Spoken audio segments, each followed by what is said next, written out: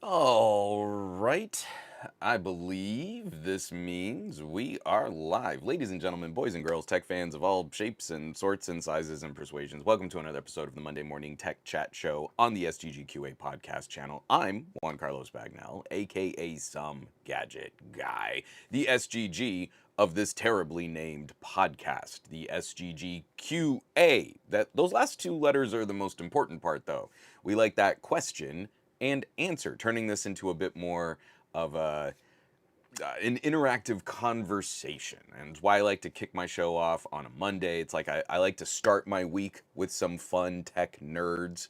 We can get in there, we can kind of mix up, we can sort out our feelings from the week before, what news was breaking. Maybe some new news broke over the weekend, like Bitcoin also trading down early morning on Monday.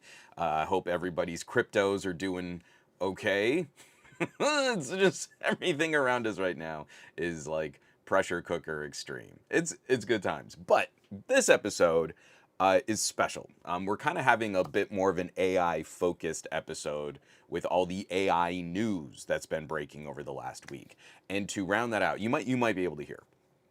I had to take last week off from the show, and my voice was just completely shot. Being an idiot, while my voice is healing, we also have most of our games on Saturdays and Sundays. So while I'm coaching a little softball team for my daughter, it's also pretty tough not to be like yelling the day before I have to host a podcast. I am going to sort that out, and I promise you this won't be a running problem throughout the rest of the Rec League season here. But to help us out a little bit, I had the pleasure of sitting down with a VP at AMD to talk about AI PCs. So while we've got some interesting news from OpenAI, Microsoft, Google, etc., we're going to round it out with a conversation about AI and hardware, specifically more consumer-facing hardware. What does it mean to have an AI PC? I think that's going to be a really fun chat. Just kind of getting into the second half when I know my voice is not going to sustain. So, already seen a great group of folks here. Just jumped into the chat. We got Bionic Scoop Young One. I got to yell Scoop. Michael C2, I was just watching an audiophile channel until I realized he was using AI music. What kind of person that loves music starts becoming an ambassador for AI slop? Ew. I feel like that's kind of evidence as to what the motivations are when someone's really out there talking about audiophile stuff. I like to be an adjective audiophile. Maybe you're a budget audiophile. Maybe you're a recording audio, like some sort of slice of the audiophile pie. I am a practical audiophile. I don't think I need to sell you $1,000 cables for your $10,000 headphones. That's not my gig, right? So, unfortunately, for the little community of people that are willing to front that kind of money on sound treatments and speakers and subs and amps and cabling and all that stuff, there's some money to be had. Again, folks clicking on those affiliate links, that's the hustle. So why not an AI slop music audio file? We got Vonnegut Rosewater. Be careful if you interrupt Costco time. Some gadget guy will go postal on you. You made the right move by just laying back. It's a reply to bass and treble clef. Dude, saw you at Costco on Saturday, but didn't want to slow you down. Just wanted to say thanks for all the fun and helpful content you make. If you catch me at Costco, one, I'm probably shoving like a slice of pizza or a hot dog in my face. It is totally okay. Come by, say hey. I'd love to meet some IRL geeks, right? AFK IRL nerds. Please don't believe that my Costco time is so precious that you can't interrupt it for a moment. Hopefully, if we bump into each other, bass and treble clef, just say hey. We can hang out. It'll be fun. We got Ron GKP saying happy Monday, everybody. We've got Consumer Compute saying hello. Command Control Device also jumping in there. Paco Street. Georgie wishing everyone a hello. WX Romer. Justin. Jonathan Blade. Excuse me. John Gao. We got a great crew of folks to chat and get nerdy with. So I hope everybody had a lovely weekend. Our girls team is doing really well. This is the first game that we had the whole team together. Just as sports kind of move from like soccer and basketball to softball. It's just kind of funny. Like there are some elite level athletes at the age of 10 that are multi-sport, multi-disciplined kinds of performers. And this was the first game. This is the second game of our rec league. And this is the first game that we actually had our team together. And it was phenomenal. We have a really wide skill spectrum. So we've got some like gold level all stars, and we have some girls who have never swung a bat before in their lives. So our team is in any rec league. One team kind of always seems to get stacked. We lost pretty bad in our first week just because the coaches, I don't feel like we had a good read on how to play our strategy. But this week, we tried a couple new things. We got the girls really excited, and we were losing into the third inning and then had a come from behind rally into the fifth inning that we won the game at the end. Girls are going nuts. Coaches are going nuts. And I like the coach on the other team too. So like, you know, good sportsmanship, shaking hands, like hugs, claps. It was just like a really, really fun Sunday at the at the softball fields. So I hope you're even if you're not into the sports ball, I hope your weekend was fun and exciting and emotional like ours. It was like, again, I'm blown away by the athleticism of like 10 and 11-year-olds. They are pulling stuff off today that absolutely would have challenged my JV teams in high school. Like they are reading defenses, they are calling pitches, they are, you know, like aggressive base stealing that would have just wrecked me when I was 10 in Little League. Like I just would not have been playing the game at this speed. So it's pretty wild. It's pretty wild to see kids kind of step up to that. Oof, Lelwani. But the question is, Costco pizza or Costco hot dog if you had to choose just one? Man, I don't think anything really beats the Costco hot dog and soda for $1.50. I like Costco pizza in the way that I like to describe it is the absolute best worst pizza. Like, you know, if you're a fan of pizza, you know, even the worst pizza is still pizza, so it's still good. Costco for me is like ranking incredibly high on that metric.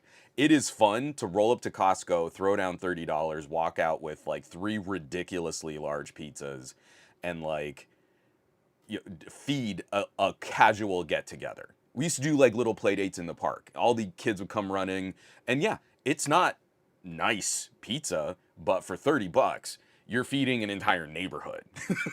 That's what I like about Costco pizza. If I had my druthers, this one gets serious. I don't think I've had a better chicken sandwich than the one I got in Costco in Taipei. So we at Newegg, we went to go and cover Computex. Whew, I almost forgot the name of the show that happens in Taipei. Went to go cover Computex. Our hotel was right next door to a Costco. Well, not exactly right next door. It was like half a block down. So we ran to Costco and like stocked up bottles of water, trail mixes, all that stuff. And Kirkland, you know, it's so funny. Like you're an American in Taipei and you're like, I know Kirkland trail mix. Thanks, Costco. We cart all this stuff back, but we stopped for a bite, and the Costco food court there had a fried chicken sandwich that blew my mind. And it must have been some kind of mutant chicken because the chicken breast was like that thick. And like it was breaded and fried and it was delicious, had kind of like a tangy sauce on it. I've never had a chicken sandwich like it since in my life. Absolutely, like I've been dying. I've written letters, emails to Costco corporate saying, please bring that to the United States. It is, I mean, above Popeyes, the travesty that's befallen the Wendy's spicy chicken sandwich is a miserable culinary experience now. It's just so sad that we couldn't have that there. So if that's the one thing from Costco I could get back, it would be the Taipei fried chicken sandwich. I'm sounding such a doofus American. Here I am in Taipei, and the first thing I eat is Costco trail mix a Costco chicken sandwich. I'm pretty. I'm a very cultured and experienced world traveler kind of guy. It's great. um. Oh, hey, Team Fry saying, "Hey, Juan, I'm back from the Philippines and finally in my usual time zone. Love to see it, Team Fry, and thanks for jumping in." And apparently there's another chicken sandwich I should try. I don't know, is that Jollibee? Holaby? I don't know how that's pronounced. So we've got a bit to get through. Like I said, this is an AI heavy episode, so I actually want to start off. I want to do a little housekeeping, but I'm going to keep that pretty short. But I actually want to start off with a little gadget chat. Usually, I save like the stories on phones and stuff for the end. But also, if there are any questions, I've gone through two phones that are absolutely rocking my socks. So if I screen share here and that right now, first video that I got out, and you know I'm charmed with a phone when I don't review it, right? So the first video, the Infinix Note 60 Pro, why can't we have this phone in the USA? This is a phone that, depending on region and exchange rate and currency and all that stuff, we generally will just say sub $400. But this is a phone that in some regions is gonna come in at like $330, like right at that border between entry-level devices and the lower end of mid-ranger devices. And so I didn't really review this phone in the way that I traditionally review phones. Like, I ran a couple of my little speed tests and benchmarks on it. I played some gaming on it. It's a really important phone for Infinix because it marks an important Qualcomm partnership with their Note line, which is cool. And it's got like some cute little fun features, little dot matrix display on the back that looks a little like a glyph interface if you're familiar with nothing devices. So I didn't really feel like, I'd done all the serious testing to give a conclusion and a verdict on the phone. And I still ended up talking about the phone for 17 minutes. So I'm utterly charmed by this device. It's not a review, but the video is still 17 minutes long, detailing my opinions on what I think is so cool about that phone. And then before that, another phone that I'm just incredibly impressed by, the Vivo V70. And this is a sort of a minor iterative evolution over the V60. And I still feel like Vivo puts out too many V series phones. There's almost always 2 generations of V series every year. And sometimes there can be multiple flavors of each generation. I can't remember exactly what year it was. I want to say it was the V40 generation. There were 10 different variants, like a V40 Lite and a V40 regular and a V40 Pro and a V40 Pro Plus and a V50. There were way too many phones. This year, they've got a V70 and a V70 Elite. And the big controversy for me, I got the regular flavor of the phone, and I'm kind of happy I did. I actually think, and you can actually see it in the text on the video that I published, that maybe the non-Elite, the standard version of the V70, might be the better phone to buy. So my review is weighted on a very specific claim, a very specific hypothesis, in that what you get with the Elite, I'm sure is better performance, better chip, blah, blah, blah, blah, blah. But the two phones are so similar in so many ways, I actually think it could be a bit of a downgrade stepping up to the V70 Elite. So I put that sort of pressure on my review for the V70. Absolutely charmed. Again, 2 phones back to back that I'm getting to spend some time with that I'm just utterly shocked at how much more competitive the entry-level transition is becoming. Like Infinix putting out a big boy phone.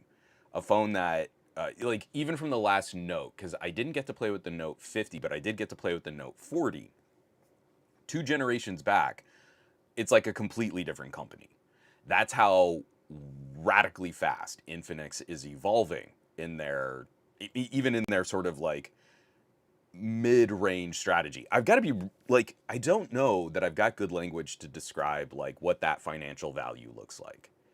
This is a phone that today undercuts the pricing of like a Pixel 4a back when money was worth more.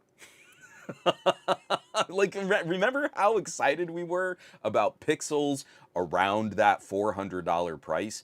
And now here comes Infinix with a solid mid-ranger Qualcomm chip, one pretty good camera, one kind of mediocre camera, a bigger battery, radically fast charging, a premium feeling design, wireless charging that's about as fast as cable charging on a Pixel Pro. Like, this is so much more phone, and they're stepping up with better security updates.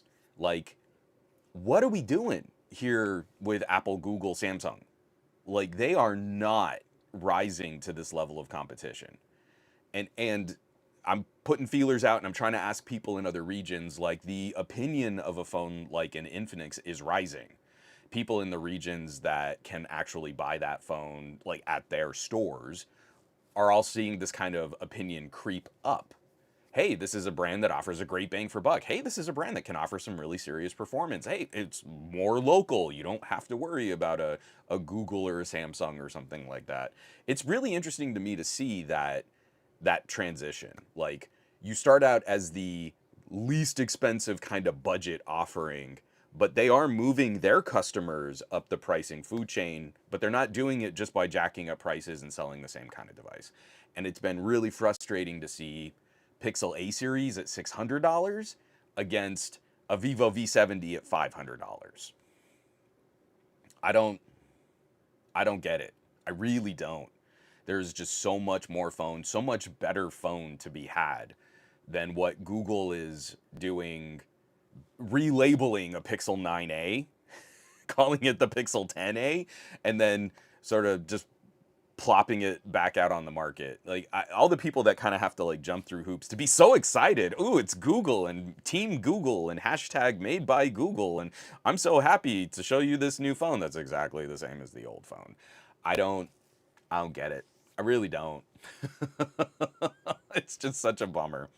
Let me take a quick drink of coffee. Yeah, I mean, if you guys have any questions about Vivo and Infinix, ask them now, because we'll focus on that, and then we got to move on and talk about... Oh, I do actually have one news story about some other hardware, so we'll stick with hardware for just a sec.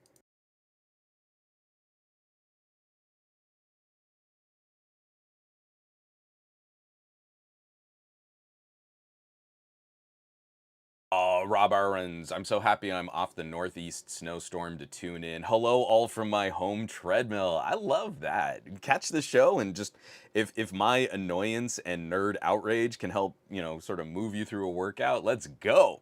Let's go. I got to get my soggy butt back into shape, man. I was running just these like quick underhand drills with some of the girls there, on Lex's softball team, and like I'm throwing to Lex. I'm throwing, receive funnel throw, receive funnel throw, receive funnel throw. And they're like blown by me now. And I'm getting to the end of just like one round of reps with a kid, and I'm like sucking wind. Okay, that's good. Okay, next. Who's next? Like, I'm dying. So I definitely got to join you on. Maybe I need to do a podcast like from my exercise bike. And it'd be super gross. It'd be really sweaty, and I'd be out of breath for 3/4 of it. But maybe that's what I need to do. Um, from Michael C2, my lord, I need to shovel because technically my house is a fire hazard right now. The snow is so high that I can't open the front or back door. Dang. And command control device, a proper 7 series Qualcomm chip in the last 3 years has been always better than the 8S series chip of the same year, because 8S lineup is last generation technology with severely reduced cache and GPU. So I'm also looking at it though as like, what's a reasonable expectation for longevity? What is the performance looking like? A 7S Gen 4 or a 7 Gen 4, we're still kind of floating in a ballpark that's not too far ahead of premium chips from like 5 years ago. The thing I'm very impressed by though is we went from the Snapdragon 865 in 2020, then in the 888 and 8 Gen 1, those chips were more powerful, but they were horrible for performance consistency, and they thermal throttle like crazy. So even though I know a spike of performance on a Snapdragon 888 can beat a 7 Gen 4, I'd still go with the 7 Gen 4 because it is way easier on your battery.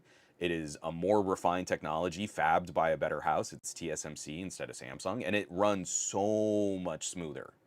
So again, it's like we're still kind of floating Snapdragon 865, but we're doing it with better power management at a phone that might cost between $300 and $500.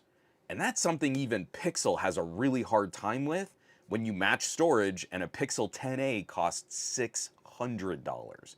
$100 more than the Vivo, $250 more than an Infinix, and I don't think you're getting $250 more phone than an Infinix. I think you're getting a lot less phone than the Infinix. It is crazy to me to see how that value proposition is just fallen off a cliff. Just think of where we were with the Pixel 5a. How good. Snapdragon 765, a good amount of storage, not crazy, but a big battery and a power efficient chip. And the 765 was just a battery champ. And new Pixel is not a battery champ. From Goat V8, those Pixel 10a promos are being pushed hard though. And even then, I mean, again, you can run a Pixel promo super hard, but if you're in a region where you can shop an Infinix Note 60 Pro and a Pixel 10a, I don't know that the Pixel 10a is going to arrive at a price that really puts any pressure on the Infinix, and the Infinix is more phone. That's what I mean, is we have zero competition here. Your side competition is Motorola as a third place manufacturer making some of the less expensive devices, and even then, handling some of the international fare in the $300 to $500 range is difficult for Motorola to make a good value proposition here. So I get it. You can spend some money. You can spend less money and shop a sale. And I don't know what a sale for a Vivo V70 is going to look like. I have to imagine that there will be trade-in deals in certain regions and other sales in different regions. And I don't know what that looks like. I really don't. I don't have a good ability to shop like that.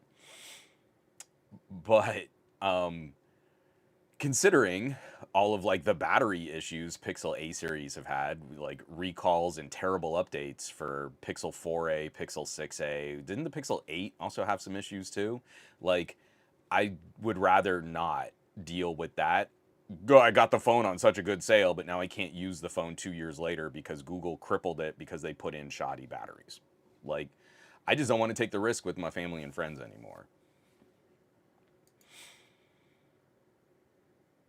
Kind of. Team Fry, I see what you're saying. The Pixel 10a reminds me of the Pixel 5a, which was pretty much the 4a XL with some changes. And yes, I mean, you're correct, but I feel like the comment sort of equates two phones that I have very different opinions of. Because I think the Pixel 5a was a high watermark for the Pixel line. I think it was a very good device with very good performance and excellent battery life at a competitive price against similarly configured phones, where I feel the Pixel 10a is not all that.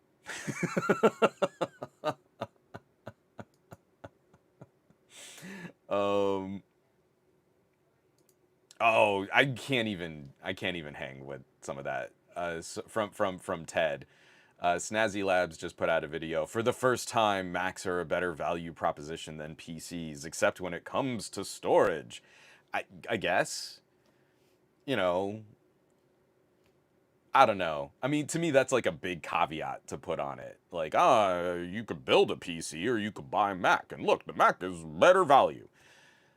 Until you need to do anything, if you're the kind of person who's going to run a system longer and you just need to upgrade it, oh, it's such a better deal unless you need storage. What person isn't looking at like how much storage? It's like right now, Apple even has an opportunity to look better by comparison because of all the wackiness that's happening with storage and component pricing, and they're still raking people for like a terabyte of storage. So yeah, it's a better value proposition until it's not, is not an insightful video. Like, this thing is better until you do this with it, and then it's not better. Wow, I'm so glad there's a video on this that can illuminate how something is good until it's not good. I'm being so simplistic and reductive, but I also kind of feel the video you're describing is kind of simplistic and reductive. So, oh, Ron GKP, it's a OnePlus world for me. Oh yeah, JGJ, Motorola needs another Osterlo in their software department. I still can't figure out like what the Motorola vibe is trying to be, because I very much respect Motorola's support being app based.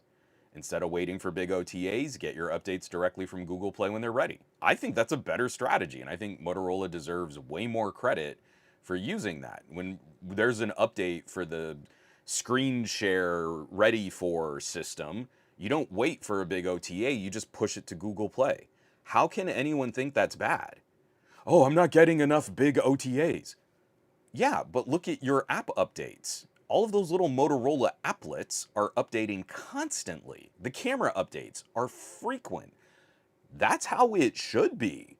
But instead, people will focus on, well, but I spent $1,000 on this phone. It's only going to have 3 years of OS updates. Or I don't even know what Motorola's strategy is. Did they finally expand to 5? I don't know. I don't know. I feel like they've really done a terrible job of explaining why their system is actually better. And tech nerds will just look at, but bigger OTA, and I need more bigger OTA, instead of looking at, like, my device is the most current it could be out of any manufacturer. Isn't that what we should want? But they are doing a terrible job of selling it to nerds. Oh, Simon says, Hypno, I just snagged a 1 terabyte X Elite Lenovo for 500 British pounds. That is a good buy. That's a really good buy. I grossly overspent on my Surface is right over here on the side, and I still love this laptop. This is still one of the best laptops I've ever used, ever owned. But I spent too much money on it. And I won't be doing that again.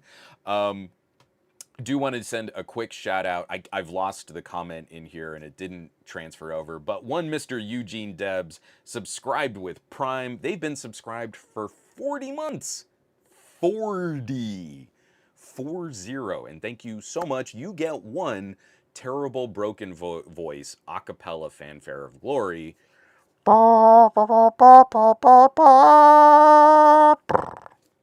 And seriously, thank you everybody who's supporting the channel. If you're subscribing on Prime or using YouTube's systems, or if you're jumping on the Patreon, patreon.com/somegadgetguy. Really helps us keep the lights on here and also helps encourage a little more participation, bringing other people to the chat. It's a lot of fun. So I thank you very much. Why don't we cover this one last little story here? And again, anything that makes me sort of veer in the direction where I might need to consider the possibility of examining my own behavior in defending Samsung is a story that kind of makes me want to throw up in my mouth a little bit. But I'm a little frustrated with certain ways that we sensationalize problems and defects. Like, not only would I say I'm not a fan of Samsung, I am actively an antagonistic detractor.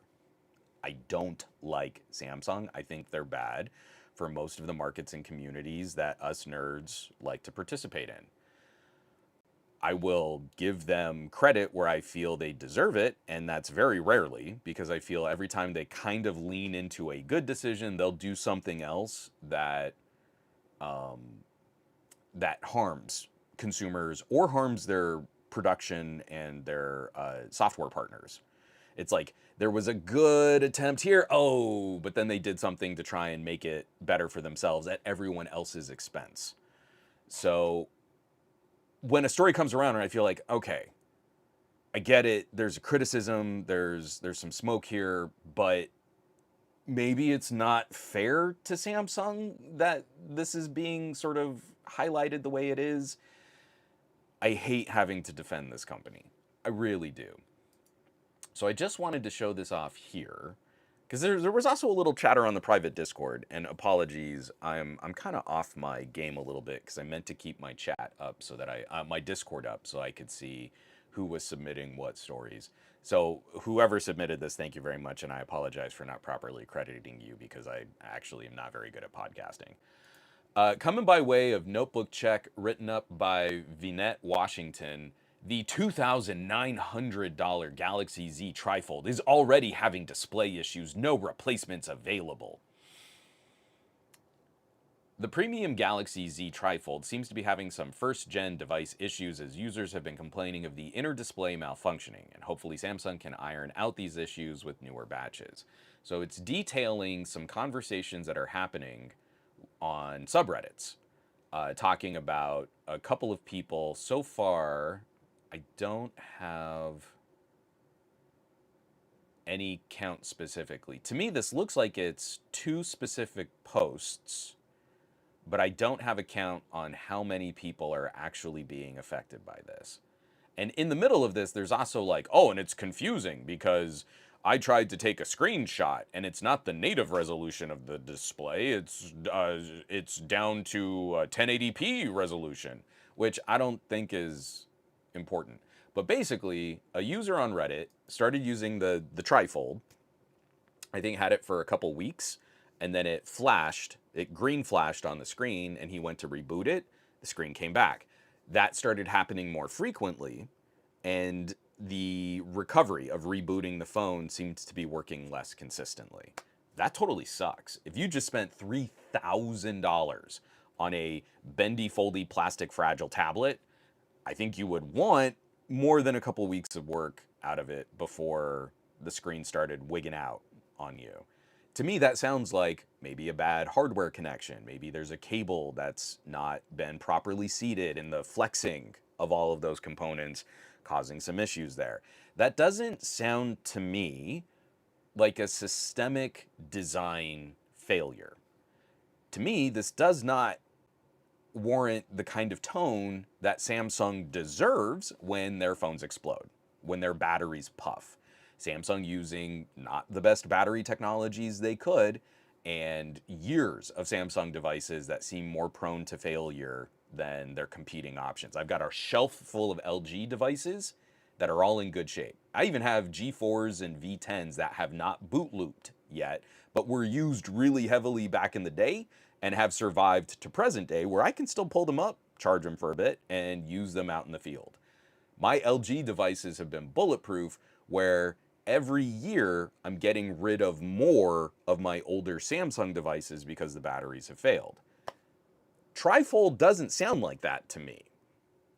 But of course, it's just getting added to a tone or added to a commentary about, oh, Samsung, you can't do this, and they can't even get this right. Oh, this is a problem. I just did a cursory scan through the Reddit posts.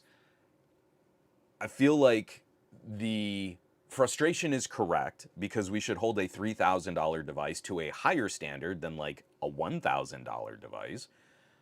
But I also don't feel like this is proving to be an issue yet. If we see systemic failures throughout, that will kind of verify my anxiety over the longevity or the practicality of bendy, foldy plastic screens. I know lots of people can change their behavior and handle their folding phones with more care so that they will last longer. But for someone like me who doesn't want to change my behavior to match the device to handle it softer, I want to shove my phone in dirt and get flower macros, and I literally cannot do that safely with a folding phone, nor would I want to given most of the camera compromises that we see on folding phones. That to me is the bigger part of this conversation. When we add 2 hinges to a larger panel, plastic panel that is supposed to be manipulated and folded, that to me is not just one extra point of failure, it is a statistical likelihood that it will be an order of magnitude more prone to failure. But we need data to see. And unfortunately, people buying the first gen trifold are going to be the beta testers for multiple points of flexibility on a frame with a bendy, foldy plastic screen. So I don't know. I gilded this like really preciously. I'm not looking to defend the trifold. Like I said, I am kind of off the folding phone bandwagon right now. I just haven't found, for how much fun I have, where I'll pull up a premium tier phone and a really nice tablet, and that combination saves me a significant amount of money over a folding phone.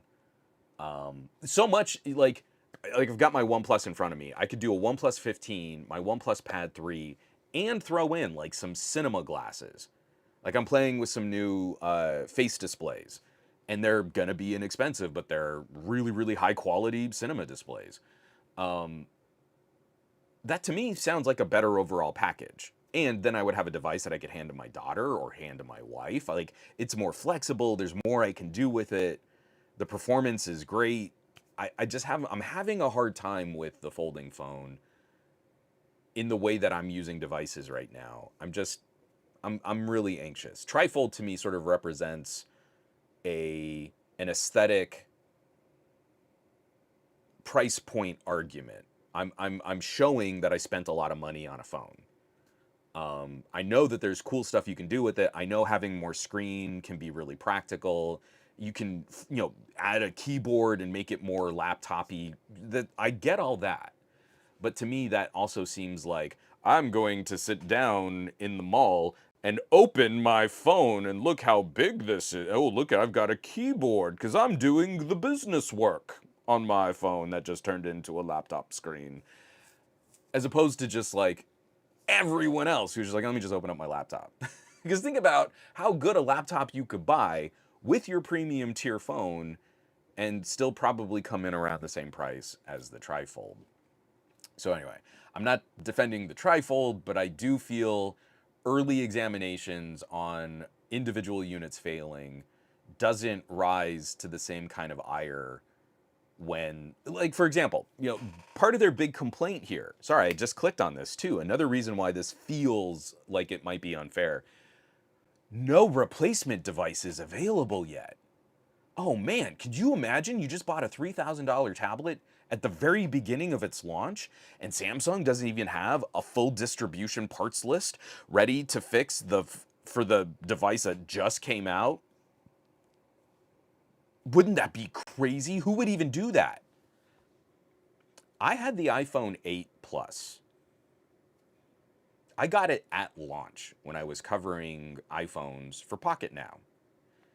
It took a ding on some rocks in literally the first couple of days I had it. If you actually go back and watch the Pocket Now videos on that phone, a lot of those shots were actually pulled off using the iPhone 7 Plus as a stand-in, because the frames were so identical, no one could tell the difference anyway. But I take it to an Apple store, it's days in, and I say like, yeah, it fell on some rocks. I really need to. We've got Apple Care. Really need to fix this up. See what we can do. Is it possible for me to get a screen replacement? And one, they said no. See, there's a little nick. There was no dent. It was just a scratch on the metal frame. So there was no way they could replace the screen.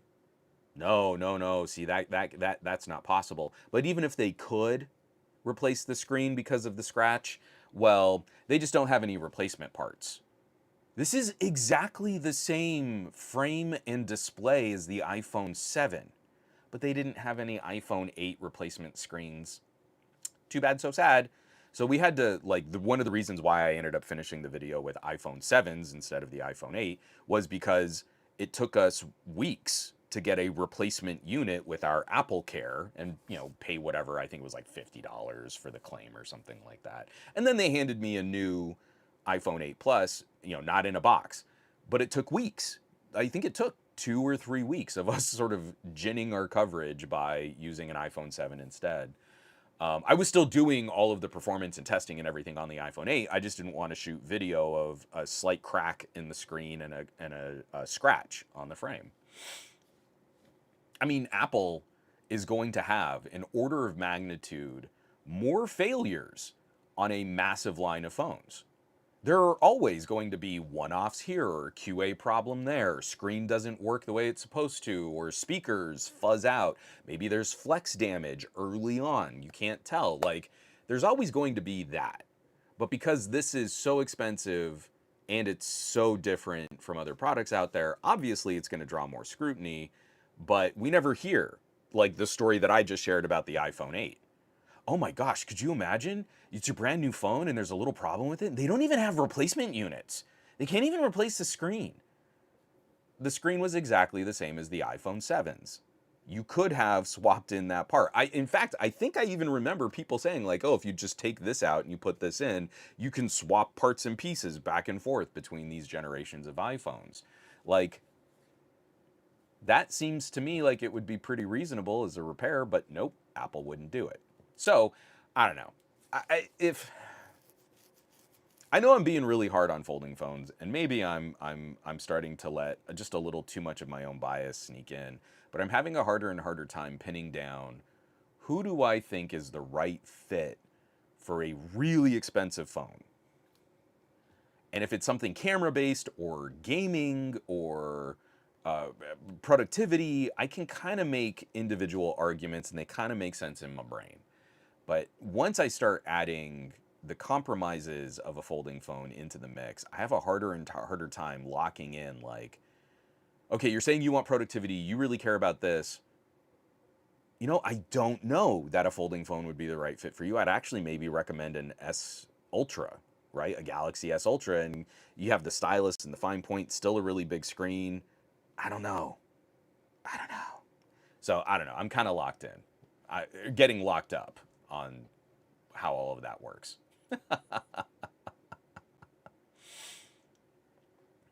Let's see. Oh, there are a bunch of comments coming back from here.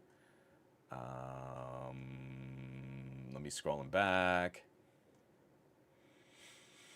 Oh, Michael C2 jumping in about Pixel 4a and 3a and just how much fun those more affordable devices were. Command control device talking about updates. My Samsung S24 Plus and A55 are end of life because I'm unwilling to give up my digital ownership over the hardware. Bootloader unlocked already. Let's see. Jimmy Fire Dragon. I think the Razer 60 Ultra only just got Android 16 very, very recently. As I think Dan put in Sam and Joe's chat last night, that his Razer 60 Ultra only got Android 16 yesterday. And those kinds of things, like I don't even have, the only flip style phone I still have is the Xiaomi Mix Flip. And it runs into exactly the same problem that I had when I was reviewing. I reviewed not the Ultra, what was it, the Razer 60 Plus or the Razer 60 Pro, and that the limitation on hardware and surface area means that you put in a really high performance chip because the price point demands it, and then it performs worse than if you'd put in a mid-ranger chip. So you're paying more for worse performance. Now that means to me you must not actually ever tax these devices if you can't tell that your Snapdragon 8 series is being outperformed by a regular phone Snapdragon 7 series. But you paid more for it. And there's a hinge on it. And there's a bendy, foldy plastic screen. And the cameras at this price are good, but they're not great. I have a really hard time with that. And I get it because there's a fun thing that happens. You've got like, you know, the little hinge can prop up the phone and you can, ooh, it's like camcorder mode. Isn't that so cute? It's fun. I'm not trying to take away fun, but man, do you pay a lot of money for those moments of novelty that I don't think really last. I think people are using these devices and it's kind of nice that it maybe fits better in a small purse pocket, right? But they're not constantly like, oh yeah, I'm a cool skater bro, and I'm using my phone in camcorder mode to get the cool skater bro moves. Like, you can miss me with that. That is not happening. That is not a thing. So anyway, I just think it's funny.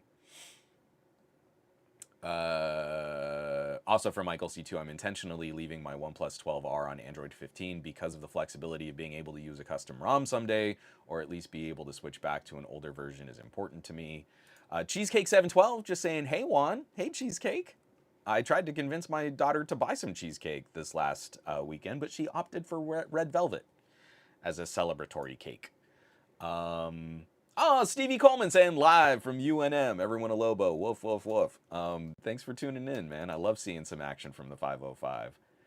I'm still way behind. Scrolling down. Simon says Hypno saying I just switched from the Pixel Watch to a OnePlus Watch 3. The battery life is so much better. Marie, oh, that's the other big family news for us nerds.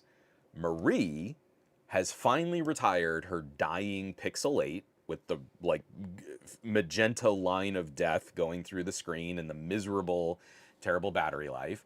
And we got her a case, and she is rocking a OnePlus 13R.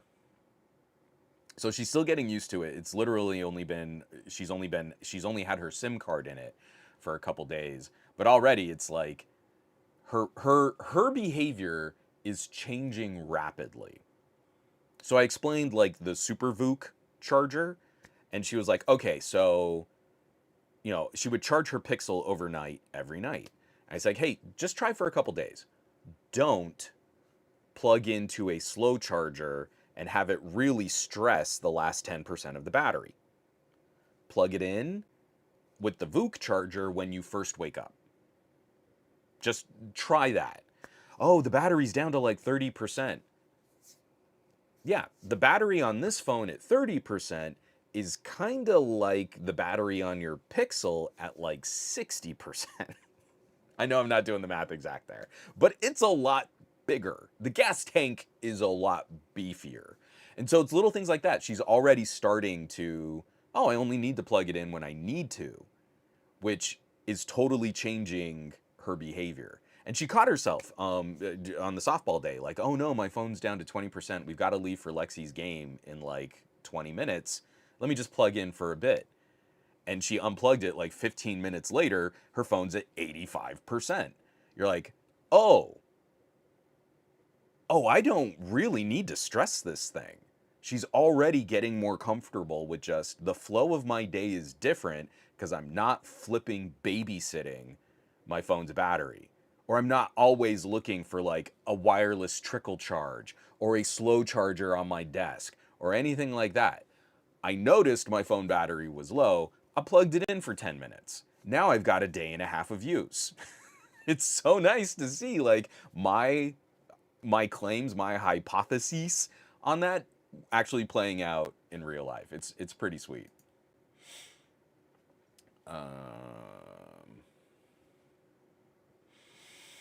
So Cheesecake, this is a really good question that I might need to just save for a longer conversation. Cheesecake says, "Hey Juan, I use Windows daily, but I didn't really focus on PC software other than being laggy sometimes. Why do people hate Windows 11?" Man, Microsoft has made, I think, a lot of poor moves in terms of marketing to consumers. I think the Microsoft's big push has been business to business and corporate level and infrastructure and data center, and that's where their valuation is so high for their shareholders because they're spending a lot of money on cloud computing and data center. I think they've kind of taken their foot off the gas. I think they've lost sight of, or they're taking their eyes off the focus of working directly with consumers. As an operating system, like Windows 11 is fine. There's just a lot of junk in there that I don't like, that I try to disable, that I try to get out of my way. And for people who are really like into the finest examination of performance testing, I guess Windows 10 performs better when you're looking at like gaming benchmarks and stuff. But for me, it's in a margin of error kind of experience. Like, I don't know that I'd notice a 5% frame per second difference when we're already over 100 frames per second. Like, my ability to detect 100 frames versus 105 frames is not great. So if that's the consistent, I know the consistency of that could be bigger. But it's still, to me, I feel like Microsoft has earned a lot of the ire on how their corporate strategy feels like it's trying to leave consumers behind. And that manifests in a number of different ways that I'll have to save for like another hour long conversation.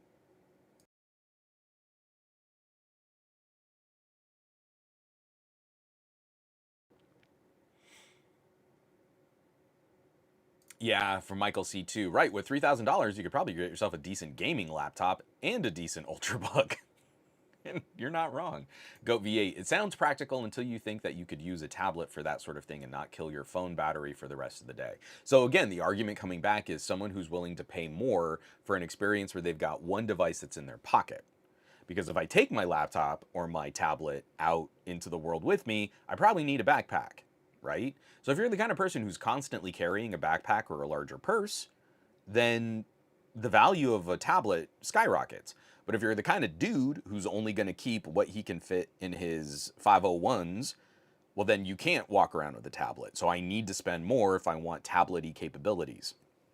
I mean, I'm getting all the philosophies and the differences. I'm just curious, like, knowing that folding phones as an entire category, still, I don't think they've cracked 5% market share in any region, let alone global smartphone sales. How many people are wearing their Levi's 501s, putting a phone in their pocket, and saying, I really need a tablet too? I know there are more people out there who are underserved who would probably really appreciate that experience. I don't believe that is a big demographic of people. And especially when we're talking about the book tablet foldables, not the flip phone foldables, I think that's a very small niche. I think that is a very tiny niche of consumers who appreciate what that capability really brings them. And most of them are in my chat.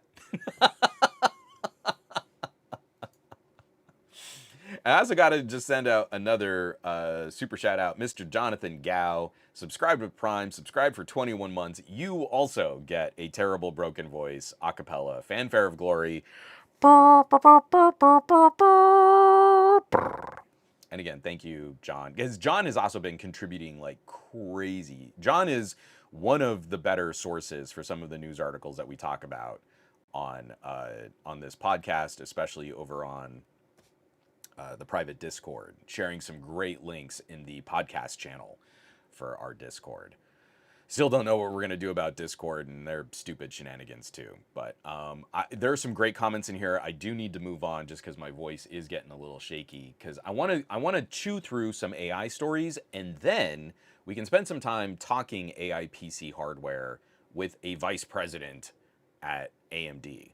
And I'm very excited to share that conversation with you, and it'll take some pressure off my voice for a bit. It's a longer interview, so I'm stoked that I was able to kind of sit him down and have this longer conversation. So first, this is now we're shifting into AI news. I am ridiculously critical of cloud AI. I'm actually quite bullish and positive on local AI compute with little MPU, CPU, and GPU compute. I think that stuff is cool, and I think a lot of people love that stuff. But the massive data center that burns ridiculous amounts of electricity and hogs water resources to deliver mediocre search results is not winning me over, and it doesn't look like it's winning over consumers. And then we've got issues with marketing. So this is a story by way of CNBC, written up by Zach Valez. Google and Microsoft offer lucrative deals to promote AI, but even $500,000 won't sway some influencers, or won't sway some creators, excuse me. Tech companies like Microsoft and Google are going after new users for their AI services the way any marketer tries to make their products look cool, through social media influencers. Other artificial intelligence players, including Anthropic and Meta, are also hiring social media creators to post sponsored content on apps like Facebook, Instagram, YouTube, and even LinkedIn. The payout for these promotions can reach into the hundreds of thousands of dollars, according to industry experts. AI companies have increased advertising considerably over the past year. Generative AI platforms spend more than $1 billion on digital ads in the US in 2025, according to Sensor Tower, up 126% from the year prior. Influencer marketing is now emerging as one of the next battlegrounds for users in the AI boom. I'm going to scroll down though. Microsoft and Google have paid creators between $400,000 and $600,000 for long-term partnerships spanning several months, according to a person familiar with the deals who asked not to be named because the terms are private. Quote, "What we're seeing is a massive increase in creator spend from these AI brands. said AJ Eckstein, founder and CEO of Creator Match, an agency that connects brands to creators. The firm works with multiple AI-focused brands, including Anthropic, HeyGen, and Notion. So they've got all this money to spend. But not all creators are willing to accept brand deals tied to AI products. Some said they have turned down deals with AI companies due to ethical, environmental, and creative concerns. Others said their audiences can be hostile towards AI sponsorships, creating fear of backlash or getting, quote, canceled.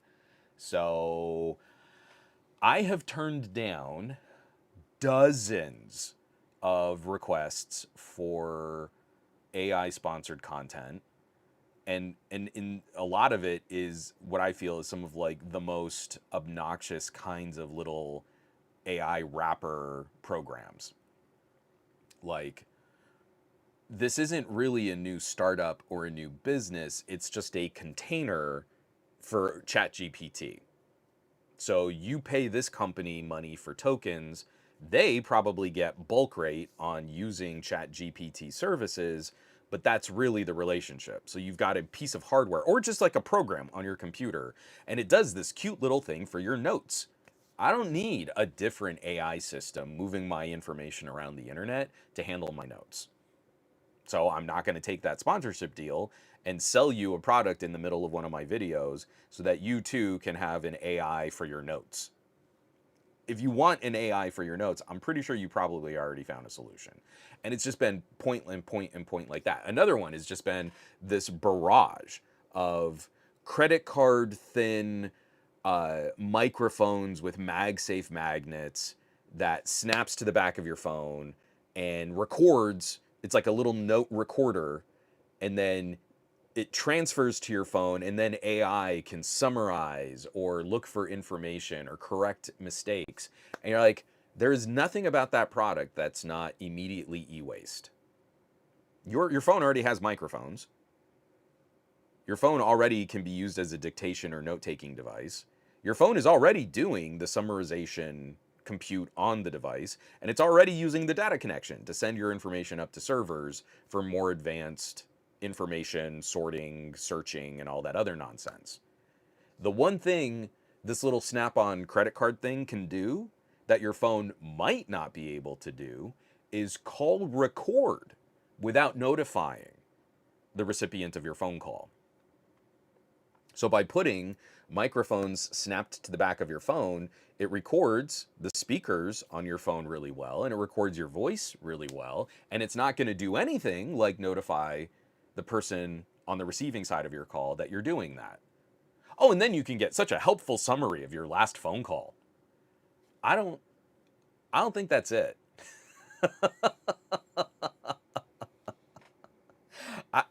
I kind of feel like this is a non-notifying, privacy-violating machine that can also like be used as a little memo recorder if you don't want to hold your phone. Oh no, the ounces of weight of my phone, I'd rather hold this thin piece of plastic that after a year or so, either the battery's going to degrade or it's going to become non-functional. Or if the company goes out of business and the app stops working, then you've also just got a piece of plastic e-waste with a battery and a little bit of processing in there and some microphones. That is just toxic waste. It's just a machine and industry generating short-term convenience, big bunny ear air quotes there, but no longevity, no repair, no replacement. You're not going to be able to crack this thing open, swap the battery, fix it, pop it back closed, and get back to using your little memo recorder. You're just going to have to buy another disposable memo recorder. And that to me is absolutely horrific.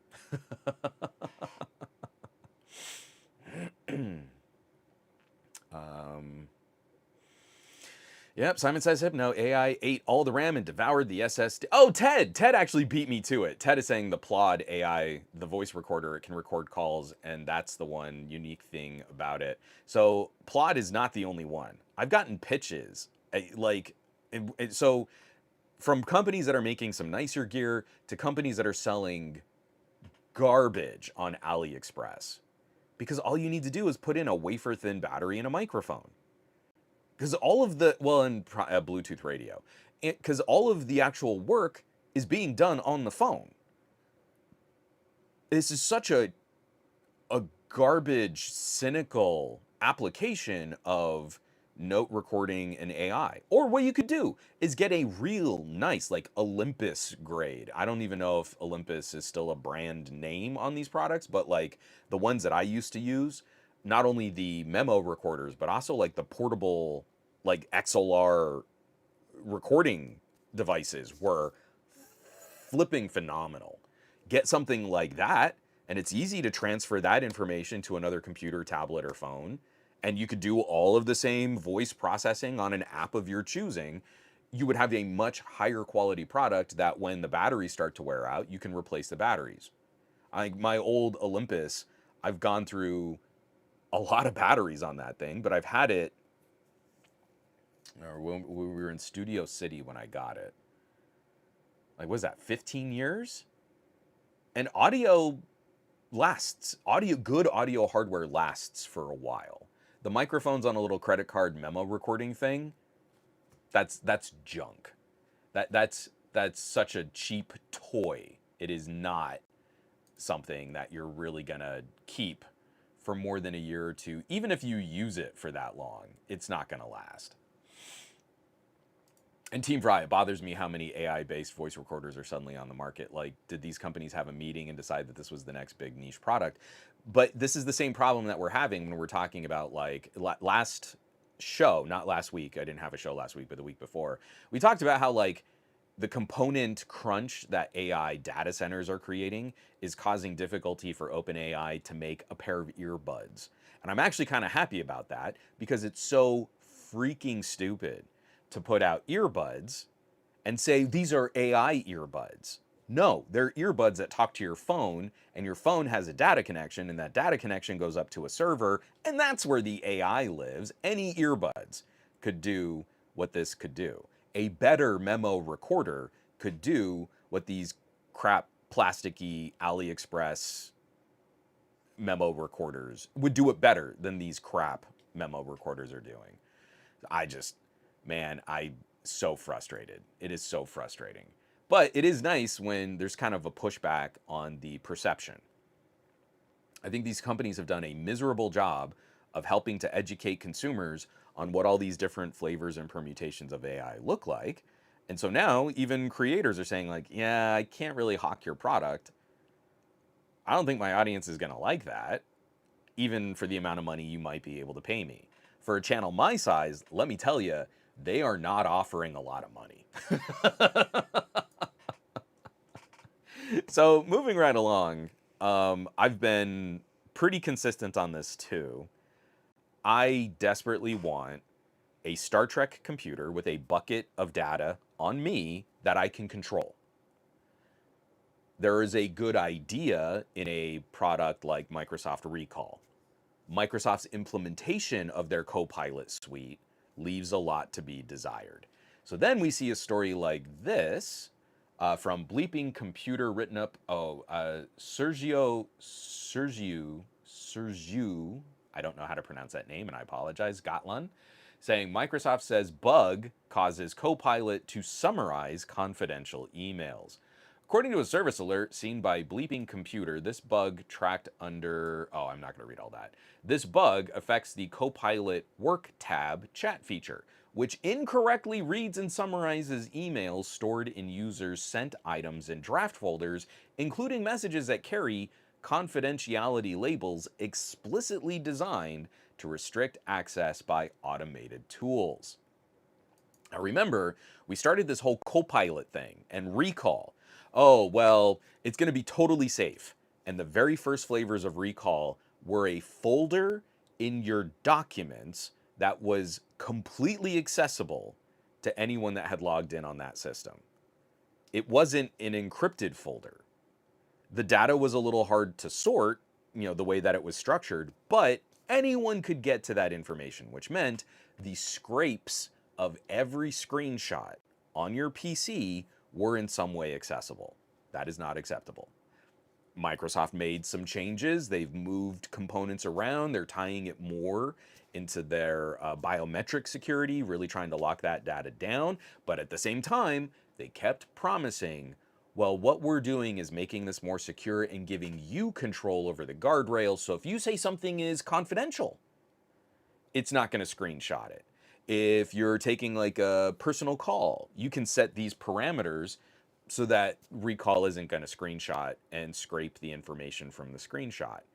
And again, I feel like this is executives pushing products into operation before their team has actually dogfooded and found the problems with these situations, with these tools. I feel like engineers, given the runway to do their due diligence, could maybe make a better first gen, good faith solution that would still probably have some bugs, probably still have some holes.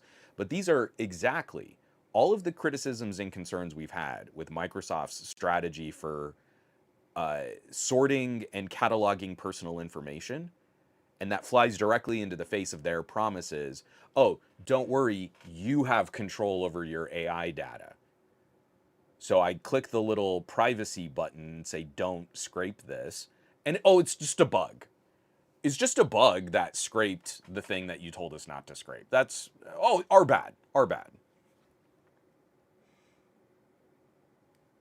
I need AI and the companies that are building these solutions to start facing the same kind of scrutiny that a human would making a mistake. A good faith mistake. I'm not talking about industrial espionage. I'm not talking about an engineer taking schematics and walking over to a competitor and saying, have at it. What I'm talking about is the engineer who's sorting a whole bunch of information and there's some proprietary data that somehow gets out through an earnest and honest mistake. And often, a human in a situation like that is going to be severely reprimanded, if not fired. And then, depending on the quality of data and the hierarchy of information, the sensitivity of that information, not only fired, that individual could be liable. That person could get sued over a mistake. If I tell Microsoft that something is confidential, that should be like top secret grade, locked down information, right? I'm telling Microsoft that I value this information to keep your software off of it. Oh, it's just a little bug, guys. Just a little bug. Well, the potential of that information getting out has a monetary assessment, has a monetary penalty to that.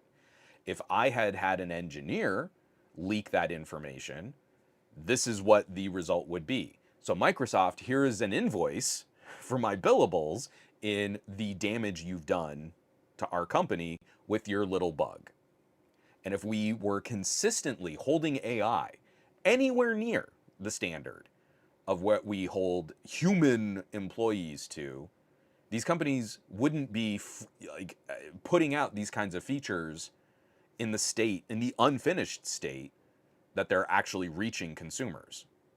There would be a little bit more, hey, before we push go on summarizing emails, guys, have we really tested? Do we really think that this is going to skip the emails that have been flagged?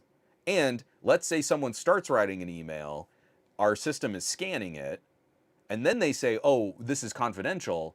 What is our process for dumping that information and making our AI forget it? Do we have that all locked down?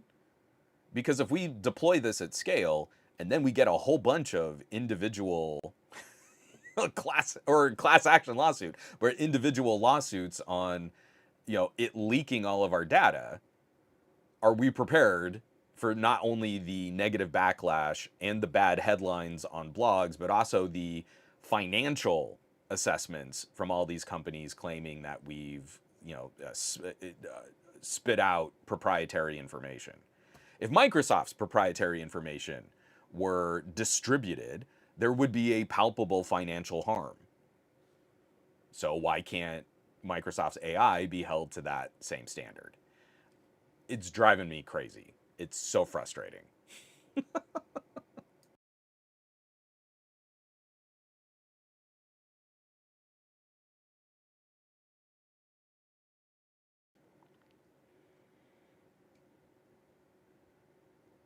Some great questions in here. And Cheesecake, that is another awesome question, but that's one I'm going to have to tackle in a non-AI focused That's usually one that you can sidetrack me on is, hey, let's talk about cameras for a bit. But I do want to just kind of get through these last couple ones, and then we can jump into a really fun interview, and I'll still be in the chat during the interview. So if we get into some tangents and we're talking about some other stuff, we can save that for just a bit. This is another sort of closing the barn door after the horse has already kind of escaped story, written up by Jake Cantor over at Deadline. ByteDance to halt Seed Dance 2.0's AI ripoffs after legal threats from Disney and Paramount. Now, TikTok owner ByteDance has promised to improve safeguards on its Seed Dance 2.0 AI model after a full-throated backlash from Hollywood about copyright theft. In a statement shared with Deadline, ByteDance said it would work to prevent users from generating videos based on Hollywood intellectual property. Now, this is kind of interesting because we know Disney just recently got into a deal with OpenAI. And they paid OpenAI, invested in OpenAI $1 billion, which has already been thrown into a wood chipper. OpenAI has already burned that money. Cool. But Disney has authorized the use of certain characters in OpenAI generative video products, which means Disney now has some sense of a monetary value for what their characters are worth to people making AI slop videos, and ByteDance isn't paying them, or it hasn't been approved to license those characters. So now they're going after them with this kind of old school copyright approach, which means we also have to look like, how did ByteDance get access to the information to train those models? There was another story that I actually didn't include in this week's show notes. I might include it in the notes, but we're not going to talk about it here on the podcast. But Microsoft just recently pulled a blog post talking about training new AI models, and one of their examples was training models on the Harry Potter franchise.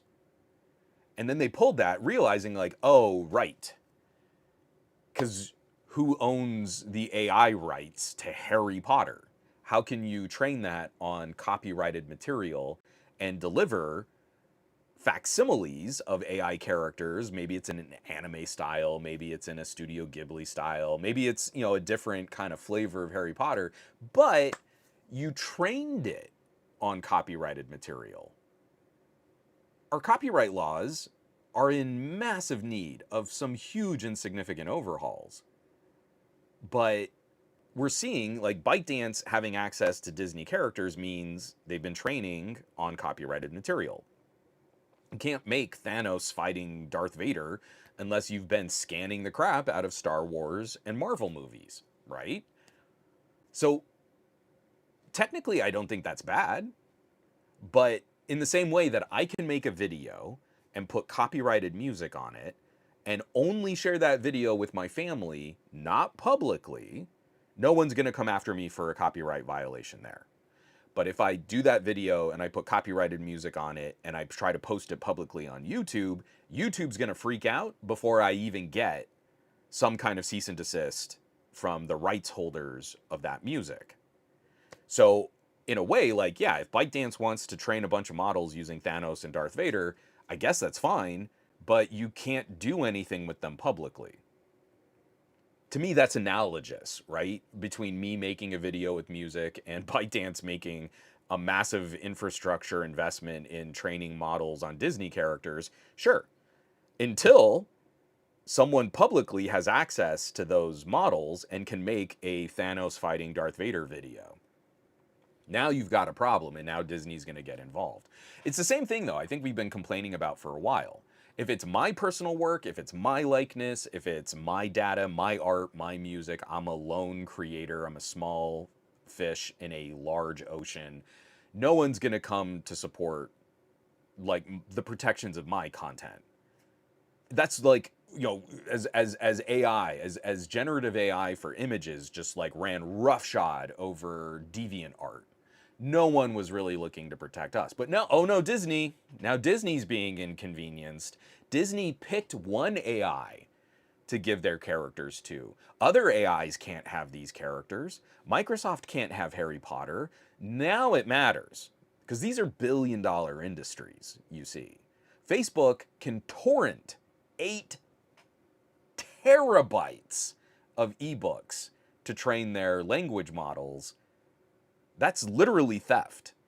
They did not pay for any of those books, and then they just fed those books to a word replicating machine to copy the patterns of authorship from all of those authors. I don't know. Those copyright laws are too strict. But that's where we're stuck now. So yeah, Hollywood is sending a stern retort to ByteDance. Cool. What about Gemini? You see like a really cool like camera move, pan, depth of field, focus, like the sophisticated camera work that you can get in AI to kind of replicate, that came from humans. You trained it on human labor, on human data. So where do we care about protecting the creative output and content from humans just so that you can deliver these slop creating systems that consumers don't even really seem to be embracing beyond just like the novelty or the curiosity of them. So I don't know. Mr. Maug, if Facebook can use torrents, that means we can too, right? I think the problem is that you only might torrent like a book. I think you need to try and get like 8 TB. You know, go big.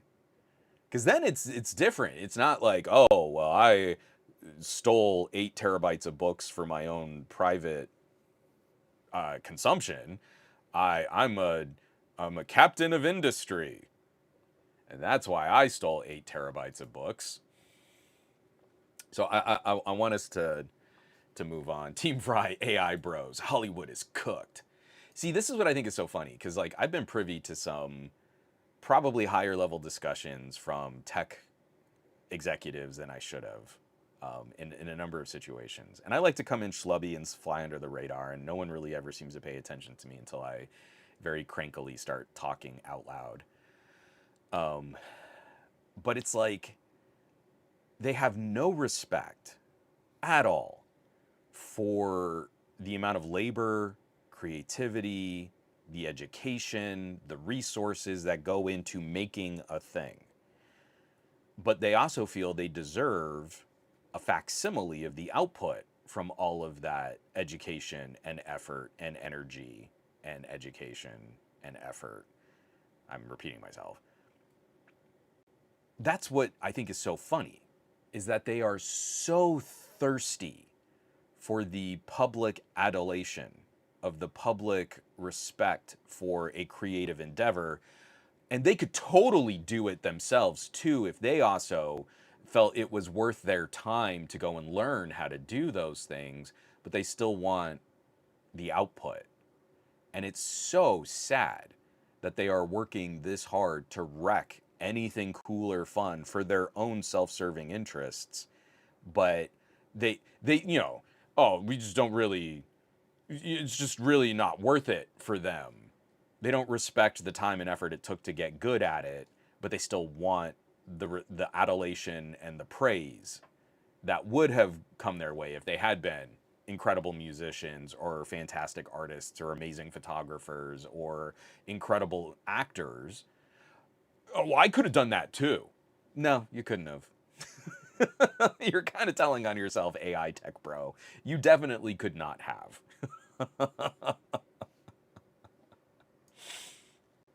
So here, let me get this out of the way.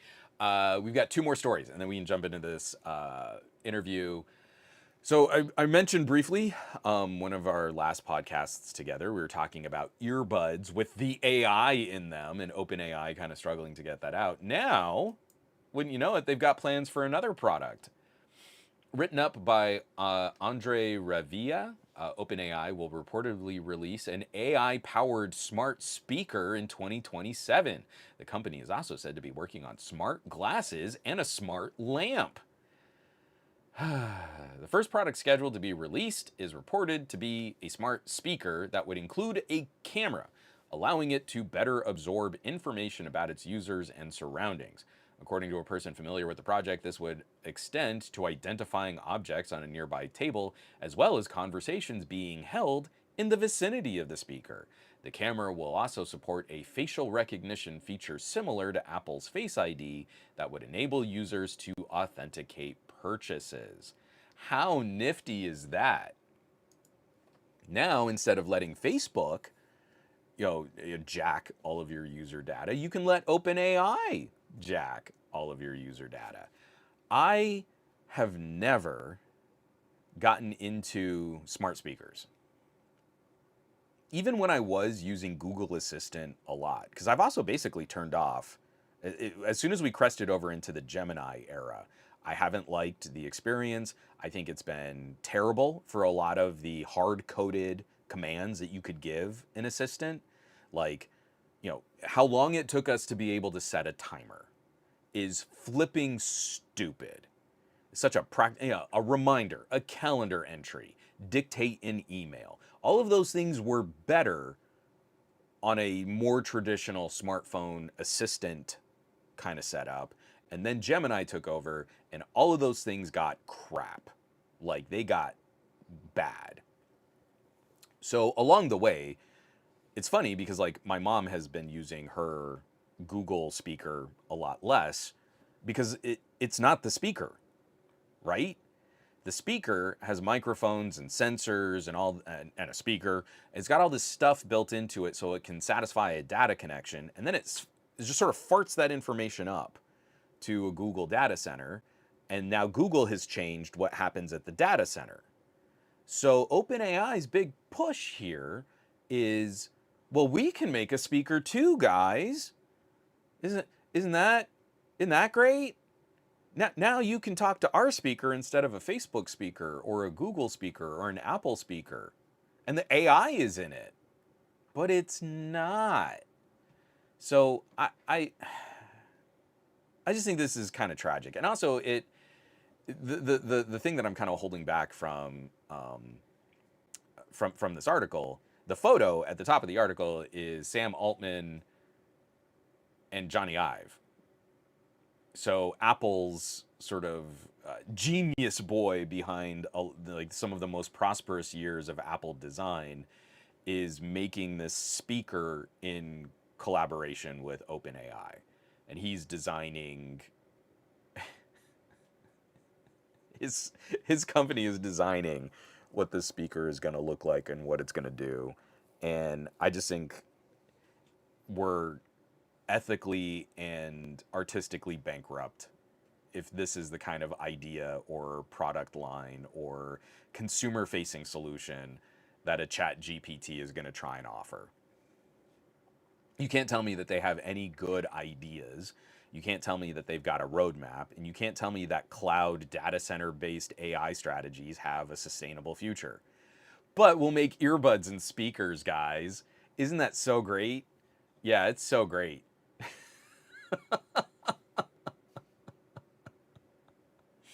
From Ron GKP. Hello, Hal 9000. I'm sorry, Dave. I can't do that, Dave. From Vonnegut Rosewater, people that upgrade to Gemini on Nest also lose the ability to do follow-ups if they don't pay for the premium version that was free on the old version. I'm telling you guys, like, there's fun stuff to be had. Go fire up an LLM in its own container on a laptop or on a tablet. There are some Android apps that can contain some smaller but still really fun, like 10 billion parameter models that you can do some really wild stuff with. And if we can start interacting with that kind of stuff locally in our own homes, microphones, that data is contained. We're keeping it on site. It's not going up to the cloud. Like, there's some really fun things that you can play with. But the fact that we're trying to turn these industries completely over to this like just data aggregating server side solution is wild to me. And it's gonna work because consumers really don't understand all the different permutations of machine learning. I have AI glasses. No, you don't. You don't. You have glasses that talk to your phone. I have AI earbuds. No, you don't. You have earbuds that talk to your phone. Oh, I've got this really cool smart speaker from ChatGPT. You have a speaker with a Bluetooth or a Wi-Fi connection, and it's just sending your information up to the internet. The AI is not in your speaker. Can you point? Is the AI in the room with us now? No, it's in a data center sucking up electricity. It's so frustrating. From Bradley, yeah, I did see this. I didn't opt to include this one either. Bradley says, I don't know if anyone saw this. Sam Altman said there's no need to worry about how much energy OpenAI is using because humans use more energy growing up. Yeah, didn't you use a lot of electricity and eat food when you were growing as a biological organism to sustain the future of the human race? Aren't you worse than AI? Like, what the stupidest argument you could make? Yeah, I actually do care about the health and sustainability of humanity. You know what's not going to help it is pouring ridiculous infrastructure and resources into AI. So thanks, Sam. You have shown a light on how much on how much less respect I actually have for your company and your products and your services. And I wish we could dedicate more of that money, infrastructure, and resources into improving lives, but we can't because you're buying up all the RAM. Good job, buddy. Cheesecake. Maybe the real AI was the friends we made along the way. All the people in my chat, because you guys are smart. You guys and gals, you're clever. I like clever people. All right, last story, and then we're going to get into this. One more on OpenAI, because I'm sure this won't be problematic at all. A number of outlets have written this up, but I caught this first over at Tech Radar, written up by Eric Hal Schwartz. Sam Altman claims ChatGPT's adult mode will, quote, be able to safely relax the restrictions, end quote, of the chatbot. But firing a critic of the plan is a reason to be wary. OpenAI is about to give ChatGPT an adults only option. At almost the same moment, the company has parted ways in disputed fashion with one of the executives responsible for deciding how far the system should be allowed to go, as first reported by the Wall Street Journal. OpenAI CEO Sam Altman's promise of a responsible, safe adult mode for ChatGPT is now at risk of looking hollow. So, how do we improve the financial outlook of a product or service? Maybe it's a fight. Maybe we're at the beginnings of a technological revolution for home entertainment, right? People go to a movie theater, they watch a movie, they come home, they watch TV. TV and movies are different. What gets broadcast for TV is different than the movie experience or the content that I can watch in a movie theater. So maybe there's a technological revolution on the horizon that will allow me to go to a store and buy some kind of container, and a movie can be in the container, and I can take that container home and plug it into my TV and see the movie that I previously could only see in the movie theater. So everyone would want to control the standard for that container. And then if they could license the technology of that container, they'd make a lot of money. So that means you're going to get competing variations on that container. So let's say, just sort of spitballing here, right off the top of my head, a completely hypothetical. Let's say I had one container and I'll call it beta. And I had another container and I'll call that VHS. And those are the top two popular containers for a movie that can live in my home.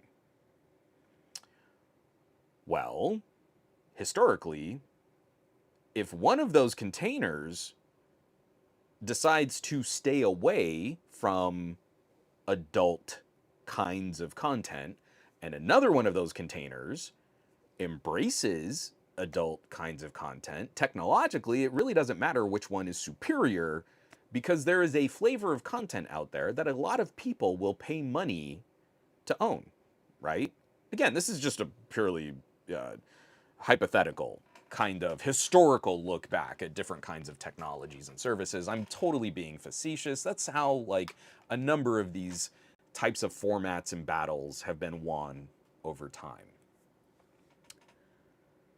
OpenAI is hemorrhaging money. They're burning cash. They're in the red deep. over $10 billion, some estimates at like 15 billion as we got out of January. So how are you going to convince people to have an even more disgusting parasocial relationship that they'll pay for with an AI chatbot?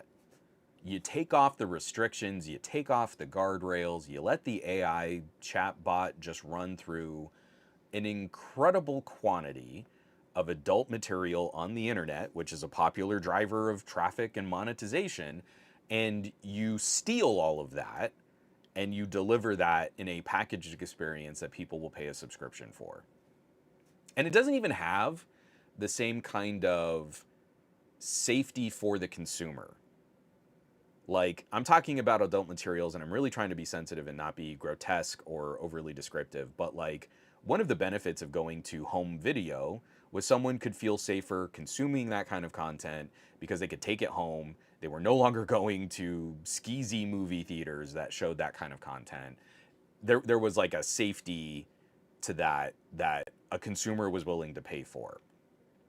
That's not what's going to happen with a less restricted adult mode on an AI chatbot that lives on a server, because all of your interactions with adult mode are going to go up to the server to continue training future iterations of adult mode to make it stickier and more addictive and more parasocial.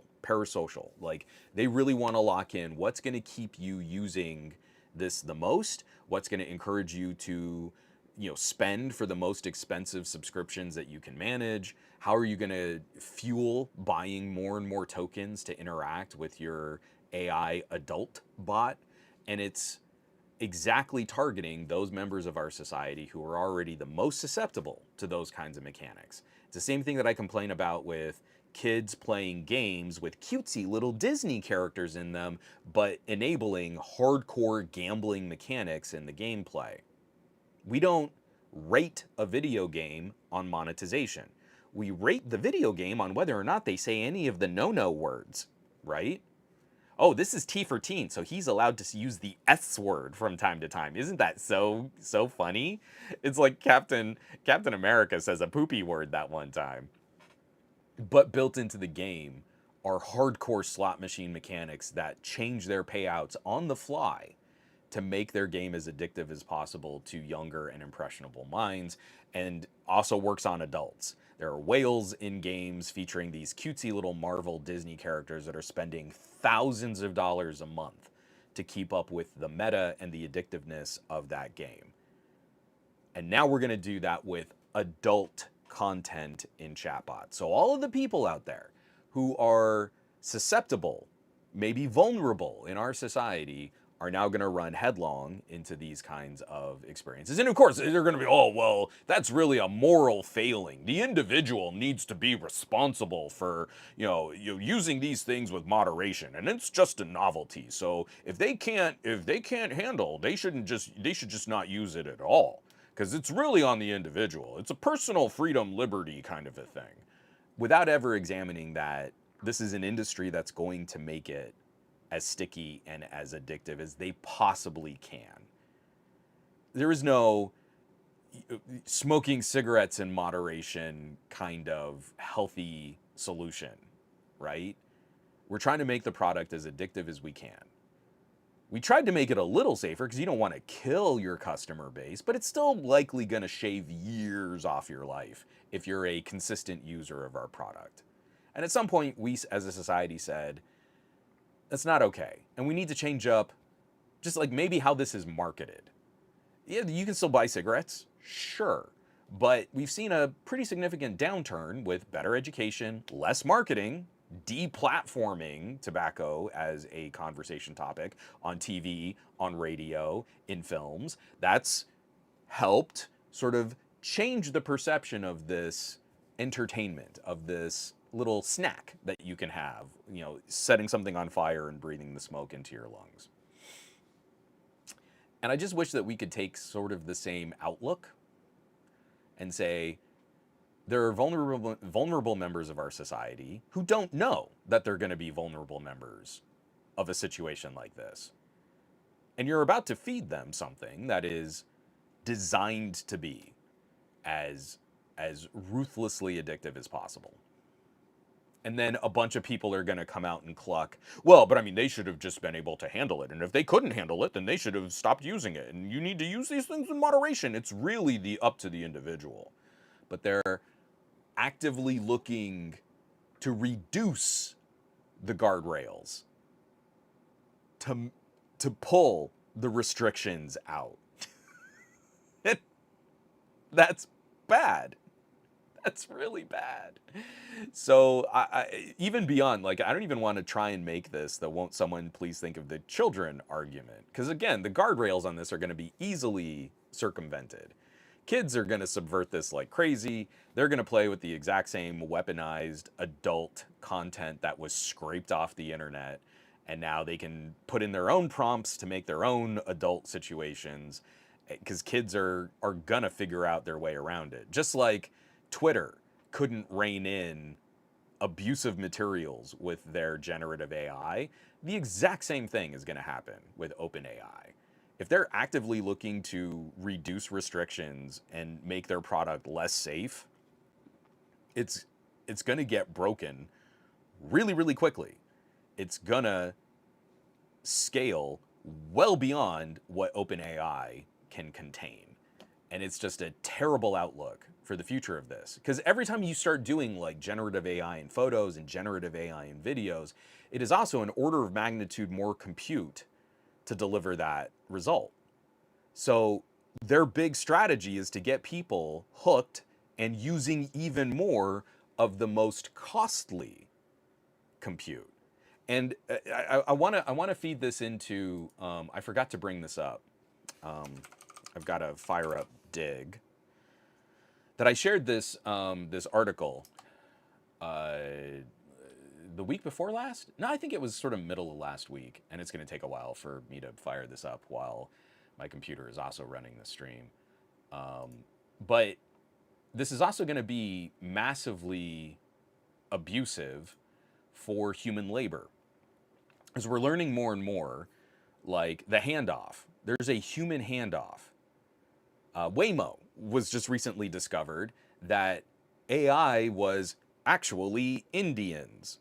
I don't know that it was people from India.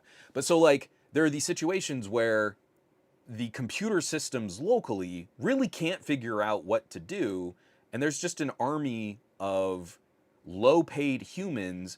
The problem gets thrown into their hands, and they have to make a decision on how to handle that. And there's no disclosure, and there's no conversation about liability. So the 404 Media podcast recently did an interview.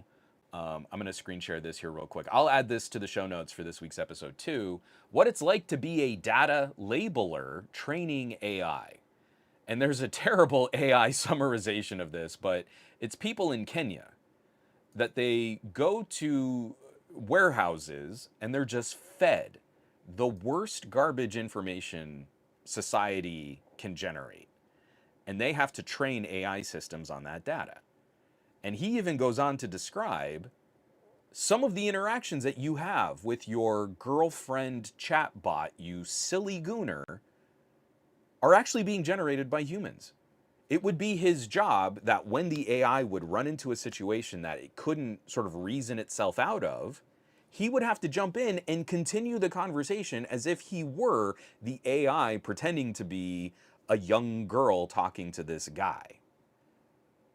And there is so little value and respect for human life and human dignity in that chain. No disclosure to the user. The user does not know that he's actually talking to a dude in Kenya while he's playing out his parasocial relationship fantasies with his AI chatbot.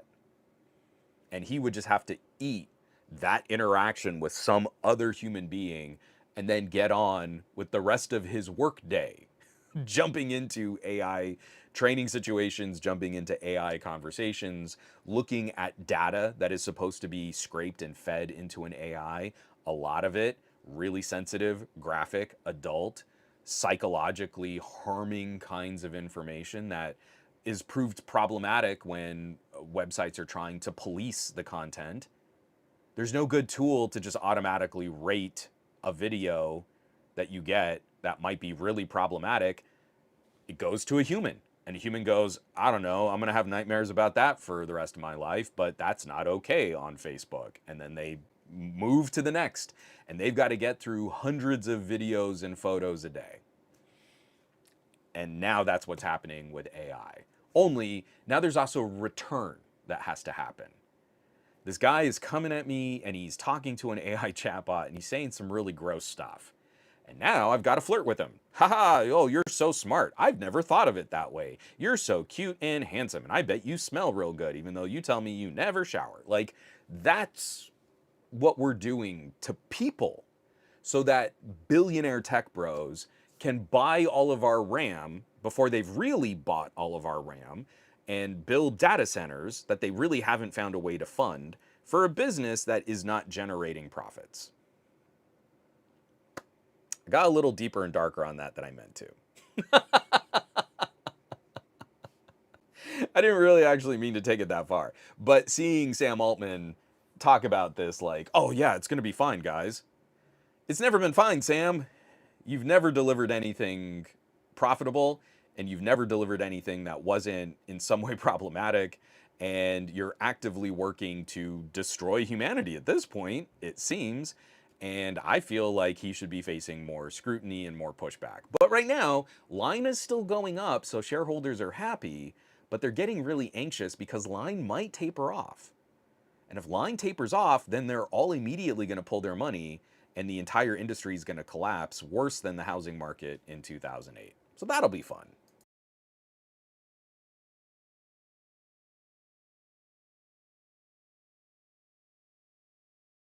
So, shifting gears a little bit, one of the things that I think helps us combat this is better education. And it is some of the stuff that I've been talking about that I really do have fun using. The little plugins and tools in DaVinci Resolve, the container programs that we can use smaller parameter LLMs. We've been talking about this for years now. Since the Kirin chipsets in phones, there is a noticeable consumer benefit that consumers understand when they would hold their phone up to a dog and they'd see a little cartoon pet icon show up in their viewfinder, that the camera could identify an animal and it shifted into pet mode. Those kinds of things are so stinking cool, and they're the little things that get out of your way, but they still contribute to the task that you're trying to accomplish. My big argument against cloud and data center AI is we need better tools locally. Not only just for those interactions, I want to keep my data safe, but also for infrastructure. You can't sell me on cloud data center AI when I've got family in rural New Mexico who will never be able to use it. If your business strategy is we've got to leave a ton of people behind because we refuse to build out better infrastructure and broadband, then that's not a business model I think I can support. I think you are going to have a failing business model if you can't find ways to bring more and more people into the discussion, into the strategy. So, it's with that note, I was very excited to spend a little time with the VP of marketing in the corporate space. And actually, I need to screen share my computer here. I did not do this before we got started. And let me lift that up. Ah, there it is. Good. Good, good, good, good, good. Can I include both of me? Yeah. Oh, yeah, the new chat for Restream. I'm not loving that. Let me just move this over here. Come on, move it over. Nope. This is great podcasting. I love this. So I had a brilliant sit-down conversation with Michael Nordquist at AMD, and I really wanted to get some pointed questions to send his way. AMD is in a unique position right now, and I mentioned this in the interview. You're going to hear me repeat this as I'm talking to Michael. But AMD is satisfying multiple different tiers of AI strategies. And AMD has customers that are government, customers that are corporate, customers that are resellers, customers that are direct. An end user can buy an AMD thing and put it in their computer, and they have a closer relationship with AMD than I could ever have with like the manufacturer of a smartphone chip. So I'm really grateful. He took a while out of his day. This is a slightly longer interview. I'm gonna let it play out. I was actually gonna try and do a much shorter cut down, but I really appreciated some of the insight and some of the things that he had to say. So I'm gonna let this go. And I'm gonna mute my microphone, so please, people, let me know if there's some issues. And I'll wrap up the show at the end just to kind of close this all out. But I'll be in the chat, and we can chat, AMD, AI, PC, what's going on in Windows, and then maybe also have some side conversations with what Mr. Nordquist is sharing with us.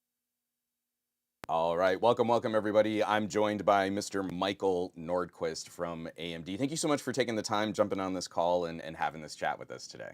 Yeah, for sure. Happy to be here. I have a whole list of questions, and I want to be a little time sensitive, just making sure I'm sticking with your schedule and everything. But I was hoping you could explain a little bit about the work that you do at AMD. Yeah, so I sit and I run our product marketing for our clients. So that means PCs, graphics cards. What are some of our value props that come out? But I've been in the industry for 25 years. I've done a variety of things from product management to architecture to kind of upfront. So it really it starts for us a lot of times 3 or 4 years in advance as we're designing our products. What do we want them to do? What are those workloads that are going to come through? And then I'm kind of at the end of my current job to where it's like, hey, I try to explain those to end customers. Why do I want to buy this product? Is it going to help me solve any problems? And trying to bring that to life and explain it to end customers of here's what this new device can do. Here's how it can help you. Here's how it can solve your problem or make your life better in some way. I was really excited because we've been talking kind of back and forth through some of AMD's public relations representatives. This is a part of the conversation that I've struggled with a lot is I feel in business to business, manufacturer to manufacturer, the education is kind of floating there. There's a better understanding of what's happening. I've been having issues personally in my tech commentary getting that last mile. To the other people who might have their fingers on the keyboards of a product, what does this mean and what does it do? So I'm really hoping you can help us, shed a little light over the course of this conversation on what some of these strategies look like from the manufacturer's perspective. Because I think we've seen a lot of the marketing from some of your partners, but I don't feel that always accomplishes that last step in the consumer conversation. Yeah, for sure. And I think for us, we're a chip company, right? So we like to think about, let me tell you how fast it is. Let me tell you what XPU that it runs on. Let me tell you all these details. And for most kids, most people, those are not value props, right? Yeah. They're like, that's great. What's the end result of it? And I even think for us, we probably came out early, and I think Microsoft did a little bit. And we talked a lot about here's what an AI PC can do for you. And we kind of skipped the step that said, I'm not even sure I want AI. So why do I want an AI PC? Tell me what AI can do for me first. And so I think the last 6 months, you've probably seen us talk a little bit different about that of, hey, what benefits can AI bring to me as an end user? Yeah. And you'll see people all over the spectrum, right? You'll see people like, never tried AI at all. I'm not sure. I just use Google. It's fine. Like, what is this whole AI thing? I don't get it. Right. So, you got like the Claude bot, type of thing going on where people are building their own personal assistant. So you have people all over the spectrum. And so you kind of have to first start there and say, are there things that can benefit you? How can you take advantage of them? It could be, hey, I want it to save me time. I want to use AI to save time. I want to use AI to be a higher quality output. Like I'm a terrible writer, for example. So if I have to send something to executives or externally, I'm like, I got to read this thing, make sure it's higher quality. It can do that for me. Or a lot of the conversation lately has been around agentic. Right now, I've got an expert in everything. I moved cross country in the last year. And so I'm moving somewhere and I don't have the experts that are here from anything. It could be what to do with a lawn. I've never had to deal with a pool before. I am trying to deal with allergies. Kids are in new school asking it for advice. You can have an expert on all these different areas. And so you can kind of start there and figure out how can I use it. You get people, talking about AI and how they might use it. Then it gets interesting. Then you can lead into the conversation of, do I care where it runs? Where is the right place to get it to run? Well, because I kind of want to see, again, from like the AMD perspective, what is it that you bring to the table that you feel confident you are defining your product as an AI PC? Because AMD is still marketing, distributing parts that are that don't include the kind of hardware capabilities that dictate this branding, this CoPilot branding or this AI PC branding. You've got like some HEDT parts, you've got some gamer parts that are Mhm. sort of separate from these conversations. What is where do you draw the line in the, not you, Mr. Nordquist, but where does AMD draw the line in the sand on this is an AI PC, this is what we're contributing to that consumer conversation? Yeah, I think for us, we really kind of start with the market and what the value prop is and what they want to see, and we'll dial up or dial down. We in general want to be in the space of, if anything, we're a little ahead of the curve, right? Hmm. Because we're all in on AI, not just for PCs, but we're selling accelerators, we're selling servers in the data center, we're kind of selling edge devices. We got Right. FPGAs as well. And so on the PC client, we've kind of invested ahead of the curve. We're the first x86 with an NPU integrated in. We were the first x86 with CoPilot Plus, really be able to run a local LLM. We're Right. the first person to be able to do a 200 billion parameter on a local device. So I think you've seen us invest ahead of the curve, but it doesn't mean that we're going to flood every single market and say you have to have this. You mentioned Hmm. gaming, for instance. Yeah. Gamers are interesting because they want every ounce of performance possible, right? Yeah. And they don't want to see you, okay, I'm just going to allocate some of the resources to do some sort of assistant, right? They'll get No. angry on that. No. No. Well, yeah, but if you can do things that resonate with, hey, can it help me get better, frame rates? Hey, can it improve the quality of imaging and the quality of gameplay? Right. And if the answer is yes to those things, now they're interested, right? It might not be the same way you use AI for a general consumer or for a business, but if it's about things that they care about and offer a better experience, I think they're pretty well on board. Do you feel like in some of this conversation, because I'd love to follow up on what you were talking about there, because I'm sure AMD has access to feedback in ways that, because I most of my beat is mobile, so like I have a pretty good relationship with people over at Qualcomm, people over at MediaTek. Those companies are making their first big pushes into consumer computers, not just phones and tablets. But Mhm, I can't be a direct customer of Qualcomm. I mhm, can't buy a Qualcomm chip and put it in a motherboard and build a system around that. So while obviously I'm sure AMD's partnerships with manufacturers represent a larger slice of the pie, you still have a direct pipeline to the end users. mhm. What is some of the feedback or maybe even some of the misconceptions that you've been getting about some of these parts and pieces when you're talking to those different demographics, corporate, business use, games, content creators like me, stuff like that? Mhm. Um, I think like I kind of started this off saying, like, what are the benefits of AI to kind of begin with? Like, why does it matter to me? Whatever your persona is, if it's a gamer, if it's corporate, if it's something else, and those kind of dictate different workloads, right? Depending on what you're doing. If you want, we have a technology called FSR that's going to give you super high, frame rate capability and quality, Yep. for instance. Now, that's AI based, but it runs on the GPU, for instance, a discrete Right. GPU, right? So that's a completely different requirement than someone that is a consumer that's like, I want to be able to run an LLM locally for low power, low battery life, be unplugged. That's going to be on probably like an NPU, right? Right. And there might even be some things on a CPU that just kind of quickly take advantage of AI. It's a quick burst. It's not like super high thing. You don't push it to an NPU. Or if you're a business, you're like, hey, I actually want to offload some capability and run it on an NPU or maybe even a GPU for security, right? Yeah. So it really Exactly. just starts with, like, what are the pain points those different segments have? What do those workloads look like? And then generally we'll send that to our architecture team and say, these are the workloads. How should we design our SoC, our chip itself, and the IPs within it? Because Hmm. it's not just putting everything on the NPU and calling it good. It's really kind of Right. finding the right tool for the job. And that's kind of how we start with, what's the pain point for that customer that we can help solve. Architects take a look at that workload and figure out where's the best place to actually run it. And then we go drive those gates into the silicon so that when it gets to me, right, I can show up and Hmm. say, great, like, how are you solving these customers' problems? And then you Right. can start to measure the benefit and you can say, wow, like that, you designed this 3 years ago, and that's actually where we're seeing the benefits. It makes it much easier to go talk to those end customers and say, here's what it does. It's not just a fluff, it's not just a push.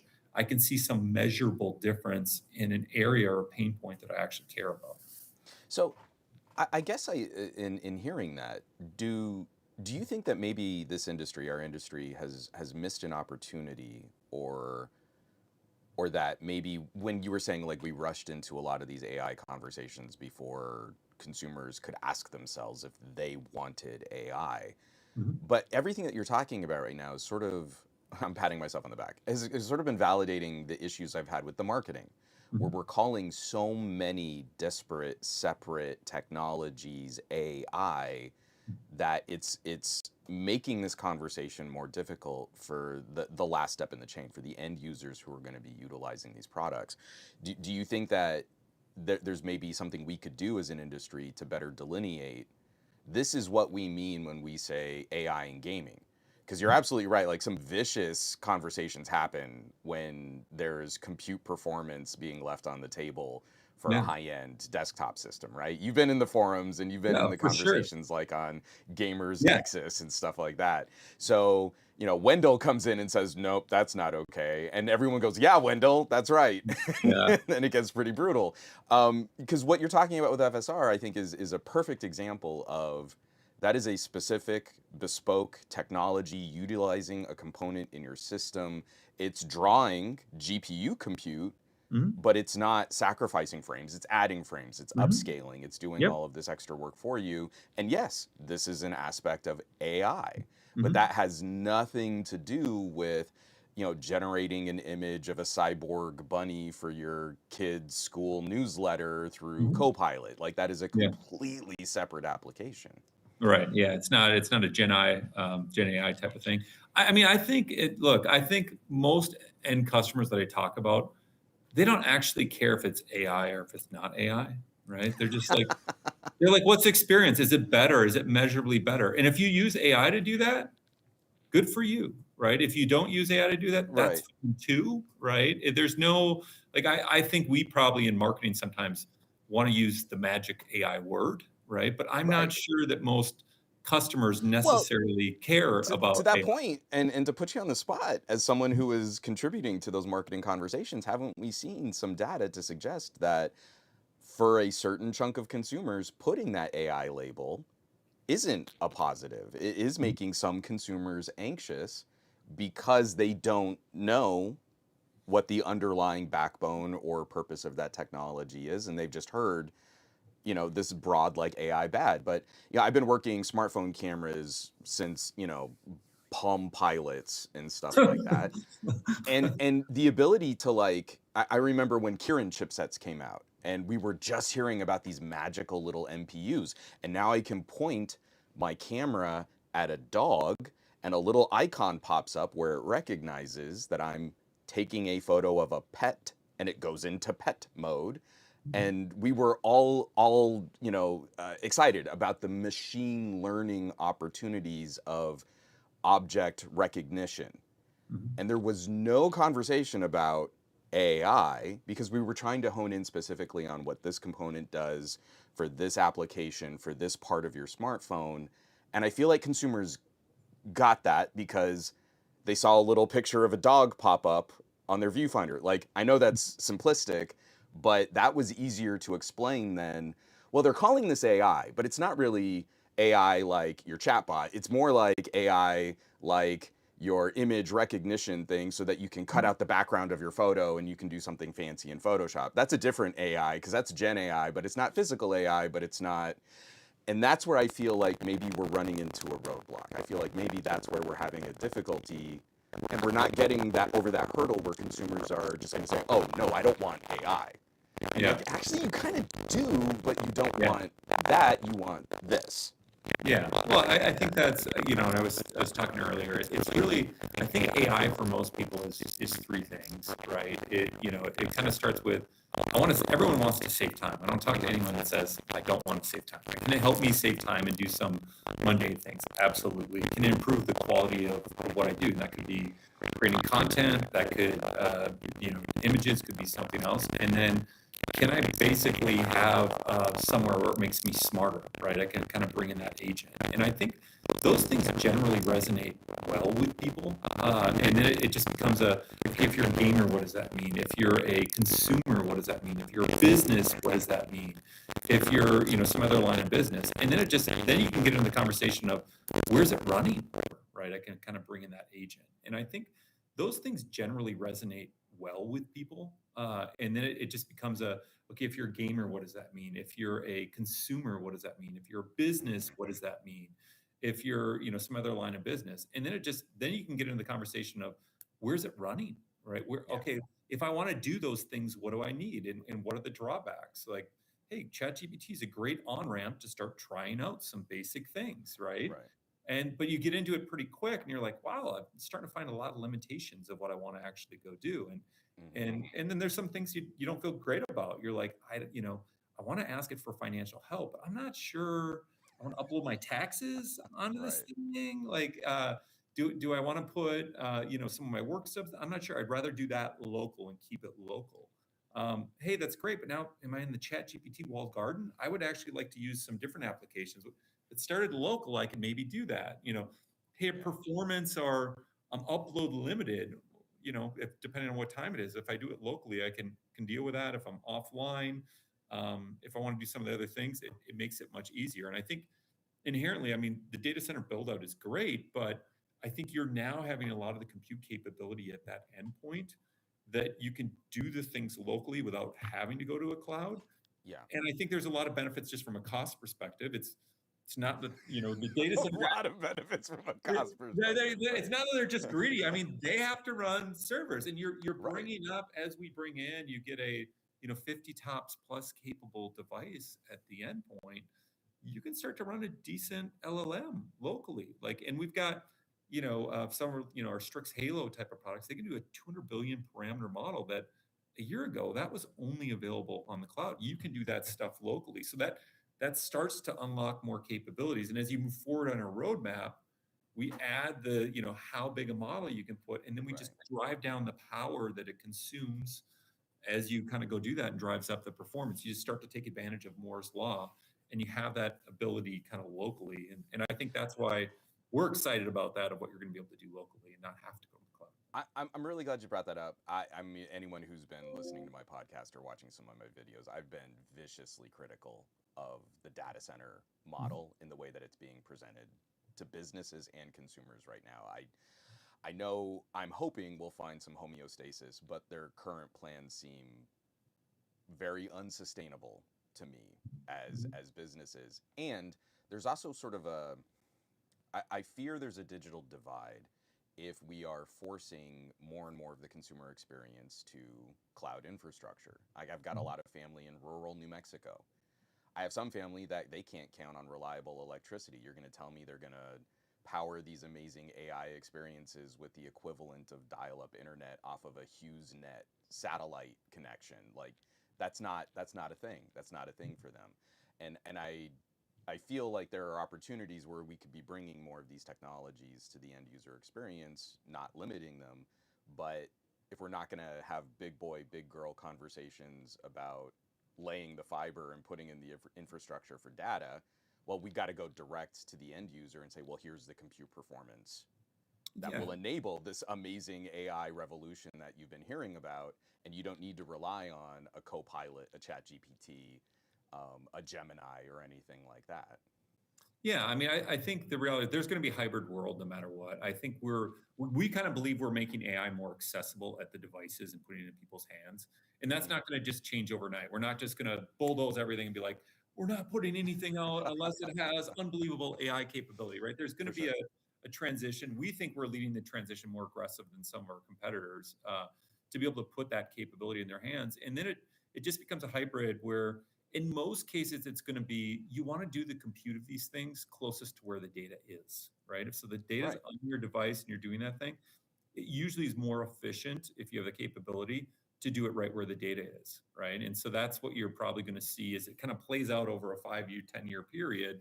That's what it's going to be. Now, if you don't have any of that infrastructure in place in your business, that means maybe you have to start with the cloud, right? Because I don't have the infrastructure in place. But You play it out 3 or 4 years, we all have 50 tops plus, PCs out there. You're going to have some capability that will allow you to do more things, make it more accessible to more people. It will be in more hands, and you can take advantage of it. It's kind of got critical mass there at that point.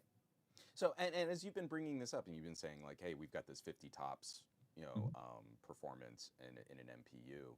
What are some of your hardware partners asking for? Is there something or a trend in we're wanting to accomplish this? We're talking about this hybrid use of data, data that's local, data that has to interact with information online. What is some of the feedback that you're getting? Has there been a push for more? I'm sure that people want bigger numbers. Bigger numbers are better for marketing. But Mhm. has there been a push in specific application that says, oh, you know what, we really want to go with this. We really want to stitch this on, and can we nudge this number up as we're getting ready to sell our next batch of laptops or our next batch of mini PCs? Yeah, it depends on who you talk to as far as what they want. I mean, I think everyone wants to try to find a way to monetize as much as possible, right? So there's always that. But it always starts with the experience. Like, how can I offer a better experience of what I want Hmm. to go do? And so I think if you're looking at Microsoft right now, they're one of our best partners in what they're doing. Sure. There's, a lot of capabilities they have that are cloud-based that try to get people over and they start using the capabilities. But there's also some capabilities that are only done locally. They've got rewind capability where it's kind of built in where it can search through things. There's Hmm. Copilot Plus capability of, regular Copilot will search if it's all on OneDrive, but if it's not on OneDrive, you have to use the local Windows OS and capability there. There's the click to do, there's translation. They're all kind of done locally. It kind of starts with those experiences. And as we kind of click to different levels, it can be, I can run a bigger model or I can run more models concurrently, right? Hmm. As we talk to security software vendors, they're very ambitious about wanting to run more things locally and Yeah. not have the user experience impact. Because I spend a lot of my time in security, and there's like the spectrum. Do you want really great user experience on your device, or do you want really great Right. security? Choose one, right?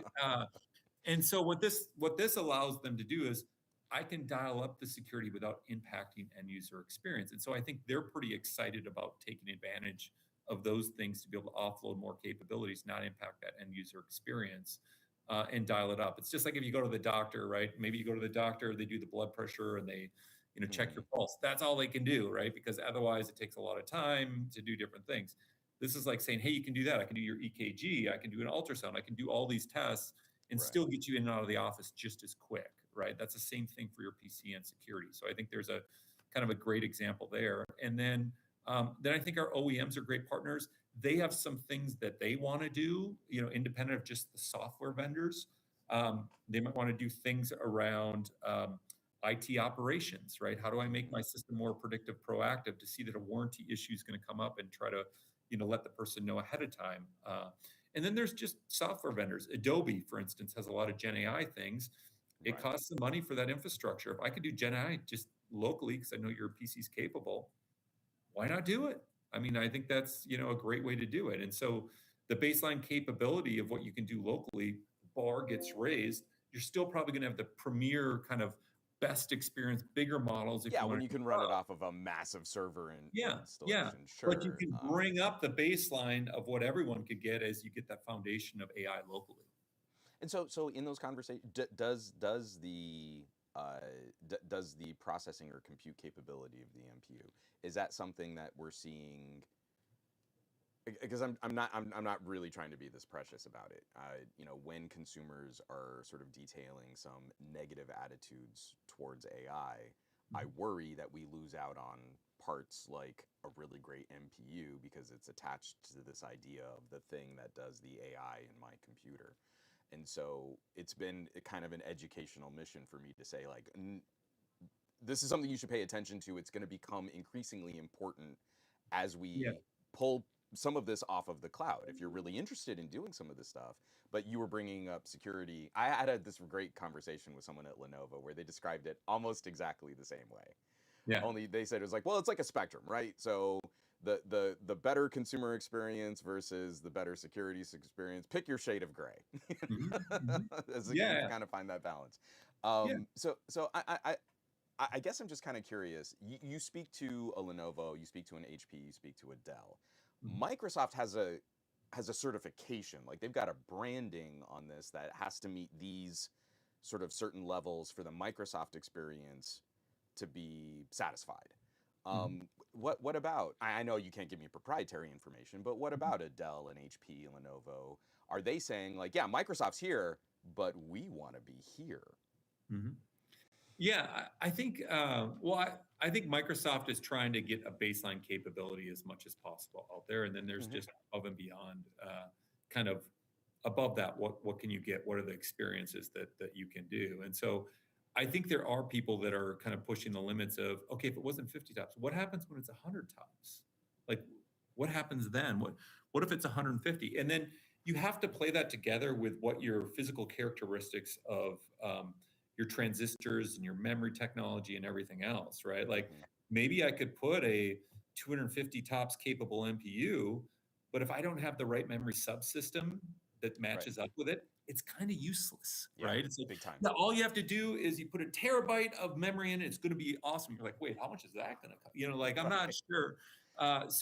But you kind of see the natural like memory keeps growing in capability every generation. Hmm. We got a little blip right now, but if you kind of play the long Right. ball, like 5 years out, and capacity is in place, the costs of memory are going to keep coming down. The bandwidth's going to keep going up. The capacity is going to keep going up. You match that with what transistors do I get? What capability of the NPU do I have?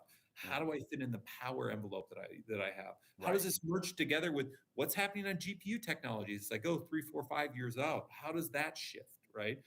I think in a lot of ways we're kind of early on in the NPU, and you're seeing improvements every year, which is probably not as noticeable to the end customer. But in a lot of cases, I mean, you gave your example of the cat. Like, where did AI start? Right? It Yeah. was basic vision based things is what it was actually designed for. I was flying, I was doing autonomous driving. Is that a person? Is that something on the road? Is it it's nothing. It's ragweed blowing across there. Whatever it was, right there. That's Right. kind of how those systems, those IPs were actually designed for. And you've seen that shift to say, hey, we can still do some of that stuff, but you know what? Audio recording becomes much more important as I look forward. How do I want to, change the architecture of what I'm trying to do? Right. Oh, I want this to actually search data and respond quicker. That might change a little bit. And so I think you're seeing, the architectural tweaks start to happen. I think you're going to see more of them in the next 3 to 4 years Hmm. as we look at the workloads, because the workloads aren't just, can my Tesla get home okay? And that's I Right. just got to worry what's on the road. It's a much more diverse kind of experience and different workload than what that is. And so that's maybe the IP will change over time, and how we balance it between the XPUs that are in there. Could be a CPU, could be an NPU, could be a GPU, right? And I think you'll see a bigger mix. And then how do you match that with some of the memory technologies, because you got to be able to feed Right. these things and then stay in a power envelope and a cost envelope that's amazing. Maybe I could build this, but it would be $6,000. Like, is that reasonable? That all these cost $6,000? Probably So not. But I've been telling people like if I could really build my dream phone, it would probably be a $4,000 phone, yeah, and I'd be good with that because it would be yeah, my dream yeah. phone. Because it's funny to hear those kinds of experiences and those conversations because I think we've often looked at like the desktop as sort of an unlimited resources machine, right? If you need to put in a 1200-watt power supply, you can. If you want Yep. multiple banks of GPUs, you can do that. It was about 2 years ago that we saw this incredible advance, this huge step in ARM-based file compression. And I've been running these little gimmicky tests like, oh, put a file into WinRAR and I can time how long it takes to actually compress this file. And we saw this like shocking shift. And it Mhm. was because of NPU, RAM access, memory speeds. Like the chip manufacturers there had made this concerted effort like, hey, if we're going to unpack these models on a device that has to operate under 10 watts, Mhm. this is one of the things that's going to help us accomplish that. And it seemed to trickle through. Like it seemed like this was a benefit that hit AI, especially LLMs in Mhm. general. We Yep. started seeing all these companies like, oh, better file compression. Like this was the sexiest thing ever for like a good 6 months. And it was like out of an episode of Silicon Valley, Yeah. like seeing that kind of You're up on conversation roll stage. Oh out. my gosh, the compression. Yeah. Right. What's the score? What's the score? Yeah. So, as we looked at some of those futures, and I'm hoping you can fill me in on this. I have harassed Qualcomm and MediaTek with questions like these for years. And I very rarely get like a pointed or a direct answer. And I'm not expecting that you can just like off the top of your head give me one either, but as a forward thinking question that maybe helps guide some PR in the future. I hear we've got this amazing MPU. Cool. That is a piece of hardware that can generate, that can crunch information. It does some kind of compute work. If I'm using a CPU, this is very mature. I have a number of applications, I have a number of programs where I can demonstrate generational differences. On a phone, I can show you video rendering performance for the last 6 years, and generationally, that stair step is we've gotten more performant in cutting up and editing 4K video on a mobile device. And it's clear trends. We've got good data on that. It's not a Geekbench score. It's not an Antutu score. This is a real thing. I put in a video project, I push render, and I can show you how the phone is more performant at accomplishing that task. When I start talking about an NPU, we don't have anything where I can put in data, get a result, and show generationally this has improved the performance of fill in the blank.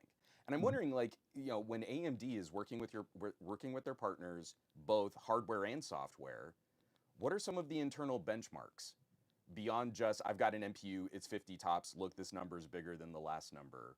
Like, you go to Photoshop, you do this, and I can show you on camera, this helps because you've got this MPU, not that MPU. Because I really feel like, again, in that consumer conversation, this is more for the Wendells and the Steves and the, you know, hardware unboxed, but that's the kind of conversation that trickles down as all of the nerds in the family say, oh, but you might actually want this to their family and friends. What would be kind of like a good example of, we know this is better because we've tested it in this program or in this hardware configuration or on this app, and we can say this is why you would want to use this kind of component in your system? Yeah, I mean, the short answer is you already know is there's not a benchmark that you can look at. Like how you program an MPU is more difficult than how you would traditionally run. You know, CPU's pretty straightforward. GPU, depending on what you're doing, is a little bit harder, and then NPU is, hey, everyone's got their own kind of architecture, and we got to write to that, so it's slower. And so it makes it very hard to just say, is this one a little bit faster than this one? Is it 10%? Is it 20%? Right. And what would 10% even mean if I'm trying to turn a photo of my grandmother into an oil painting? Right. In Microsoft Photos, like, yeah, even that, like, I've put, you know, I tried to make that consistent, and I had to really make sure, like, I'm pulling up all of the system data and everything, because, like, on an AMD machine, it's tapping the NPU. On a Qualcomm machine, tapping the NPU. But for some reason, on my Intel build, it's doing this AI work CPU compute. So now I can't show a good oranges to oranges comparison, because even the Microsoft tool on a CoPilot branded machine isn't using the same piece consistently across different kinds of hardware configurations. And for me to be able to talk to my audience and say, this is the benefit, or this is why this works, or this is what you should expect, I can't trust the myriad numbers of different hardware configurations that they might have, that my information is relevant to what they're working on. Yeah. And I mean, I think the reality is we're kind of early on, and most of the stuff is, do you have the capability, yes or no, versus a, you know, hey, this is one it going to be better? And so I think there's kind of steps of, like, most of the MPUs you saw come out early were in the 10 to 15 tops capability. And then the next step up was 40, 45 plus tops. I don't want to disclose ahead, but I think you'll see a next bump here coming, you know, which will kind of give kind of the next bump, and then it becomes okay, what kind of capabilities does that open up? I think if you take a step back and take the 5-6 year approach, and you kind of open it up of, like, I kind of know what the workloads are, because it just starts with, like, what are the workloads and what are the proxy workloads? And once you start to have those, I can give them to architects and say, listen, I don't care what you run, if it's an NPU, if it's a GPU, if it's a CPU, if it's a combination somehow of hybrid, big, little, and these little things. you figure it out. That's what architects do, right? This is the workload. Right. Maybe there's a proxy workload. You're like, I don't know. I think some of the challenge we have right now is it's hard. The headlights on AI of what's next become more difficult, right? Yeah. With the innovation, you look at the last kind of 2 years from DeepSeek to, all these innovations that come out, people didn't see that coming 6 months ahead of time. What's on fire next of the next big thing of what it can do. So it makes it a little harder to predict. So you're trying to kind of, general purpose optimize and bring kind of those experiences in.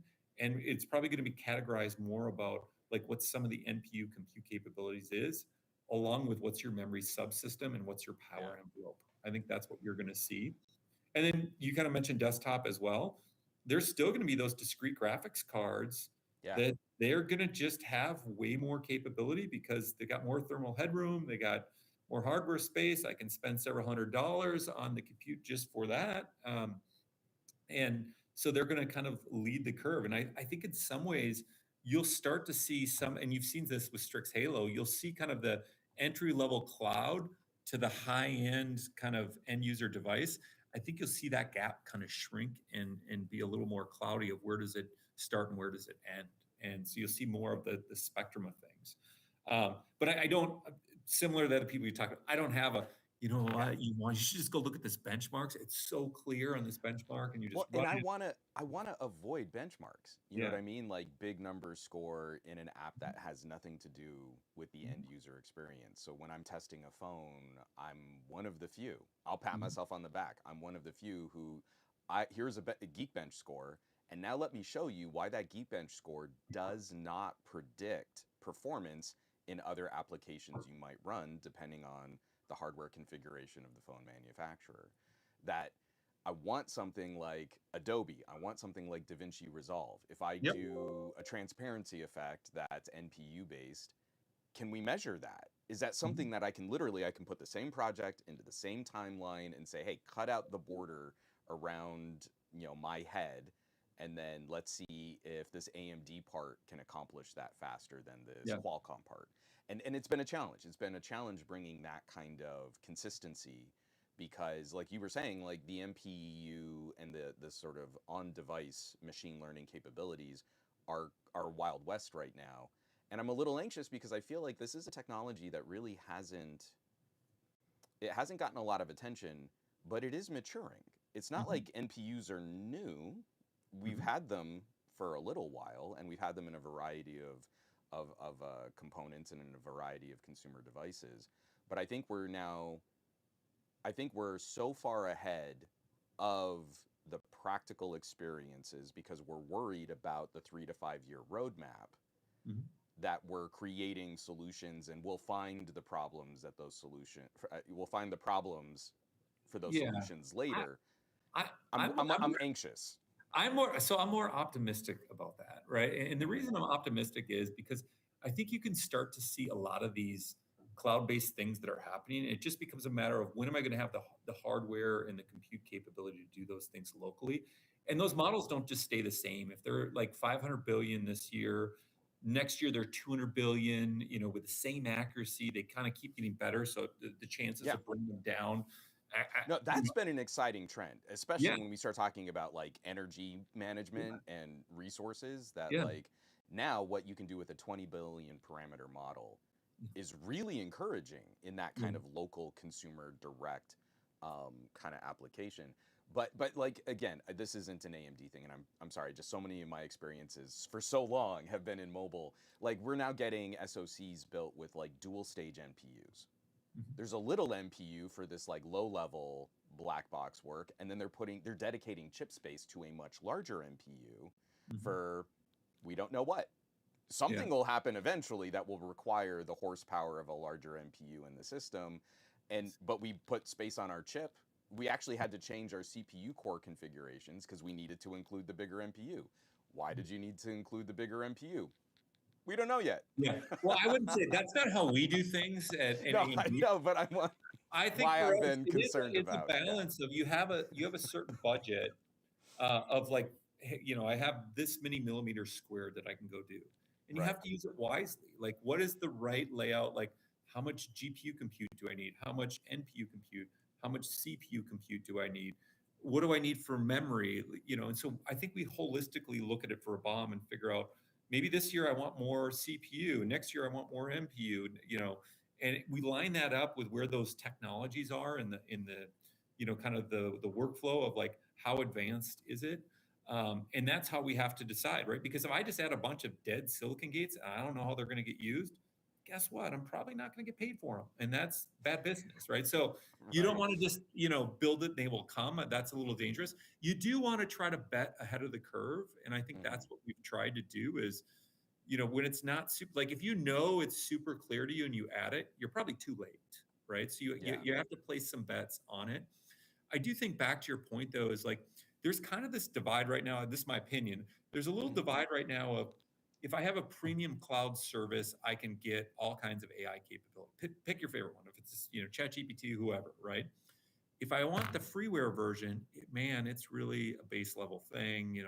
I'm trying to help my kids with homework. I uploaded my second homework problem, and it said, "Oh, the number of uploads you've done is Got to over start the paying for limit." tokens. But if you want to pay more, you can sign up. I think what you'll see is, this is my opinion, is you'll see the freeware version, if you have the hardware, ratchet up what you can actually go do, right? And so, because a lot of those calls don't necessarily require you to go to the cloud.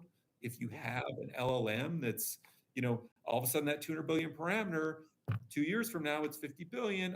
You know what? I can run that locally. And that's, if I'm that ISV, it's really free for me to do it locally, because you're paying, it's in your device itself. And so I'm optimistic that by building in this compute, we're going to make AI that was just kind of cloud-based more accessible to more people. You mentioned the family that you have in New Mexico. Like, you kind of build it out. Now you've got more capability. The combination of the software and the models shrinking and us bringing in more capability at the right pace, that it's going to bring kind of more accessibility to more people. And then the people that are more advanced and want to take advantage of it, it just becomes an ROI conversation. If you look at businesses, for example, as they start to see value and you make it AI more, higher security, more predictive, proactive, they start to feel more comfortable about how your, identity is protected, their data is protected.